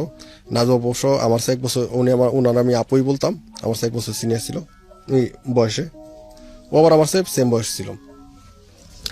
তো নাজু আপু ফোন করে বলতো যে তোমার ভাই এগুলা করে নাজু আপু আমার ভাই বলতো। পরে নাজু আপু আমার বলতো যে ও তো তোমার ছাড়া বাঁচবে না, তুমি এক কাজ করো, তোমরা নিজেরা বিয়েটা করে রাখো, হয়তো পরে এটা ফ্লাশ করো, কিন্তু ও তোমাকে বিশ্বাস করতে পারতেছে না। কারণ বিশ্বাস করতে পারতেছে না এই কারণে, কারণ তোমার অতীতে অনেকগুলো অ্যাফেয়ার ছিল, তুমি 2 দিন পর অ্যাফেয়ার করছো। এখন ও তোমাকে বিশ্বাস করতে পারতেছে না এই কারণে যে তুমি আবার 2 দিন পরে কার সাথে সম্পর্ক করে ফেলো, এই জন্য ও ভয় পাইতেছে। পরে শেষে আমি বললাম যে না, ওর তো আমি বলছি যে ওই শেষ, ওর পর আর কেউ কোনো অ্যাফেয়ারে যাবো না। পরে এটা বুঝাইতে পারি না, পরে আসলাম, আইসা অনেক বুঝাইলাম, বোঝানোর পরে বুঝেই না, খালি কান্নাকাটি করে এরকম। পরে 2006 সালে মার্চের প্ল্যান হলো, 2006 সালে মার্চের 1 তারিখ আমরা বিয়ে করবো, কন্ডিশন আছে, বিয়ে করে আমি আমার মতো চলে যাবো, ওর মতো বাসায় চলে যাবে, শুধু ওর স্যাটিসফ্যাকশনের জন্য বিয়েটা করা। তো আবার ওর বুঝাইতে পারলাম, ওর পাগলামি বন্ধ করার জন্য রাজি হইলাম। আবার মোটামুটি 2 দিন বোঝানোর পরে বুঝলো যে না এখন করবো না, আর কিছুদিন যাক। আবার পরে 1 তারিখে বিয়ে করলাম না, গেলাম আবার কুমিল্লা। তো একদিন রাত 3টার সময় আব্বা আমার ফোন দিছে, ফোন দিয়ে তো আব্বা মানে অনেক গালাগালি। পরে আসলাম, তারপরের দিন সকালবেলা স্ট্যান্ড বাই চলে আসলাম, আইসা পরে বলতেছে হয় মেয়েরে বিয়ে করো, আর নাহলে মেয়ের সাথে টোটাল সম্পর্ক বাদ দাও। আপনার বাবা বলছে এটা? কারণ এই মেয়ে যে কোনো মুহূর্তে অ্যাক্সিডেন্ট করে। কারণ আব্বারে মনে করেন রাত 1:30-2টার সময় ফোন দিত। পাগল হয়ে গেছে, যেটাকে বলে ক্রেজি হয়ে যাওয়া। ক্রেজি বলতে ওই যে ওর সমস্যা হলো মানে এই রিলেশনে তো কখনো যাইতে পারে না, সে ফ্রেন্ডশিপে যাইতে পারে না একটা ছেলের সাথে, কারণ ওই যে টোটালি সব খুব কনজারভেটিভ ছিল। হ্যাঁ, এখন না পেয়ে পাইছে। আর ওর আমার ও যেটা বলতো যে ওর সবচেয়ে বেশি আমার ভালো লাগছে যে আমি আমার সব সত্যি কথাগুলো ওরে বলছি, ভালো মন্দ সবকিছু ওরে বলছি, এই জিনিসটা ওর কাছে বেশি ভালো লাগতো, এই জন্য আর বেশি ক্রেজি হয়ে যায়। তো ওর আমি বলতাম ওইখানে চলে আমি আসলাম, আসার পরে আব্বা বললো, পরে ওর সাথে কথা বললাম, কথা বলার পরে বললো ঠিক আছে। পরে আমরা 2006 সালে জুলাই 3 তারিখে বিয়ে করলাম। আচ্ছা, জুলাই 3 তারিখে বিয়ে করলাম। বিয়ে করার পরে বিয়ে করলাম সাভার বাজার রোডে একটা কাজের অফিসে। ওখানে ছিল আপন নামক একটা ফ্রেন্ড। ওর ফ্যামিলির কেউ ছিল না? না। বিয়ে করে পরে ও তো চলে গেছে সাভারে, ওরে নিয়ে। তখন আমি আমার আব্বারে ফোন দিলাম, আমার আব্বা কিন্তু আমার ইন্সপায়ার করতেছে। বাট বিয়ে করার পরে যখন জাহাঙ্গীরনগর গেটে আমরা বাইকটা ব্রেক করলাম, ব্রেক করে আমি বাইক থেকে নাইমে আব্বার ফোন দিলাম যে আব্বা আমাদের ও তো চলে আসছে, আমি ওর বিয়ে করে ফেলছি। এখন আমি এদিকে আবার নাজবও বললো যে ওর বাবা মা মিরপুর থেকে মুভ করছে, সাভারে যাচ্ছে, সাভার থানায় যাইতেছে। এই জন্য আমি আমার আব্বারে বললাম যে আব্বা ওনারা তো আসতে পারে, তুমি একটু সেভে থাকো। আব্বা আমার বলে ফেললো যে আমার যদি কোনো সমস্যা হয় তাহলে আমি তোমাকে ত্যায্য করতে বাধ্য হবো। আমার বলি ওর বাবা কিন্তু আমরা একটা অফার করছিল যে ওদের বাসায় থাকতে হবে, ঘর নামায় থাকতে হবে, তাইলে উনি সম্পর্ক মাইনে নিবে। আমি ওর বাবার অনেক অপমান করছিলাম এই কথাটা বলার কারণে। পরে শেষে ও বললো যে ঠিক আছে, পরীক্ষা শেষ, এখন আমি আসবো, কোথায় রাখবা? আমি বাবা মার সাথে থাকবা? কয় না, আমি তোমার বাবা মার সাথে থাকতে পারবো না। আমি কেন?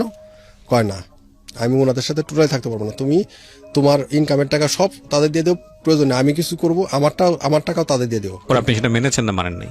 পরে যখন এই কথা বললো যে আমি তাদের সাথে থাকতে পারবো না, কারণ আমার বাবা মার কারণে ওর জীবনে এত কষ্ট, এত মায়ের এত কষ্ট, এই জন্য থাকবে না। হ্যাঁ, আগে তো বাবা মা বলে ওই জিনিসটা সে শেল্টারটা চেয়েছিল, শেল্টারটা দেয় নাই এই কারণে। হ্যাঁ, পরে বলার পরে সে বললাম সরি, আমি আসলে পারতেছি না, তুমি তোমার পথ দেখো, আমি আমার পথ দেখি। কারণ যেহেতু তোমার বাবা মা চাইতেছে না, আর আমি পৃথিবীর কোনো কিছু বিনিময়ে আমি আমার বাবা মার কষ্ট দিতে পারবো না।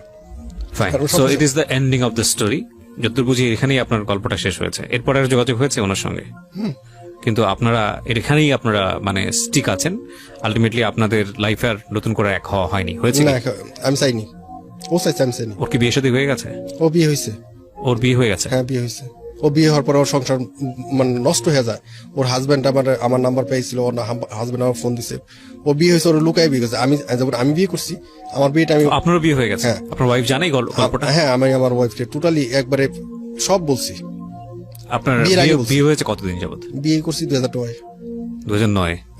আমার 11 বছর চলছে সংসার। এখন 2009 সালের ফেব্রুয়ারি 8 তারিখ ওর সাথে লাস্ট কথা হলো। 10 বছর সংসার। হ্যাঁ, 2008 সালে ফেব্রুয়ারি 8 তারিখে ওর সাথে কথা হলো, 9 তারিখে আমি বাসায় বললাম বিয়ে করবো। সংসার জীবন কেমন আপনার? সংসার জীবন ভালো চলছে? সবাই জানে খুব ভালো আছি।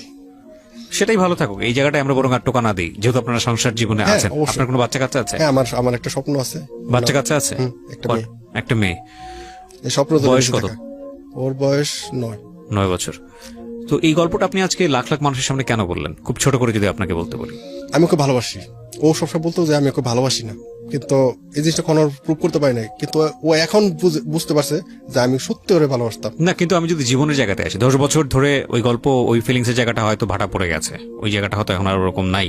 বাচ্চা কাচ্চা হয়ে গেছে আপনাদের, ওরও হয়েছে, সংসার জীবনে দূরত্ব তৈরি হয়েছে। এই ঘটনাগুলো থেকে জীবনে একটা শিক্ষা নিশ্চয়ই আপনি পেয়েছেন। সেই শিক্ষাটা আসলে কি? শিক্ষা আমার ভুল ছিল। ভুল বলতে? ভুলটা কোনটা? আমার ভুল ছিল অনেকগুলো ভুল ছিল। আমি প্রথমে যে আমরা ক্লাস 8 পর্যন্ত যেখানে ছিলাম ওইটা যদি কন্টিনিউ করতাম, সেটা অন্য হিসাব। ভুলের জায়গাটা আপনি কোনটাকে দেখছেন? কোনটা ভুল? আমরা তো এরকম ঘটনার মুখোমুখি সারা জীবন জুড়েই হই। এটা হলো দুইটা জিনিস। একটা হলো আমি হয়তো আমার বাবা মাকে বাবা মার কষ্ট দিতে চাই নাই, এক। দ্বিতীয় ব্যাপারটা হচ্ছিল ওরেও আমি কষ্ট দিতে চাই নাই। প্রথম কথা হচ্ছে এখানে কোনো ভুল নাই, আমার জায়গা থেকে আমি যেটা বুঝি this is a very good story, এখানে কোনো ভুল নাই এবং এটাকে আসলে অন্যভাবে দেখারও কোনো সুযোগ নাই। Thank you.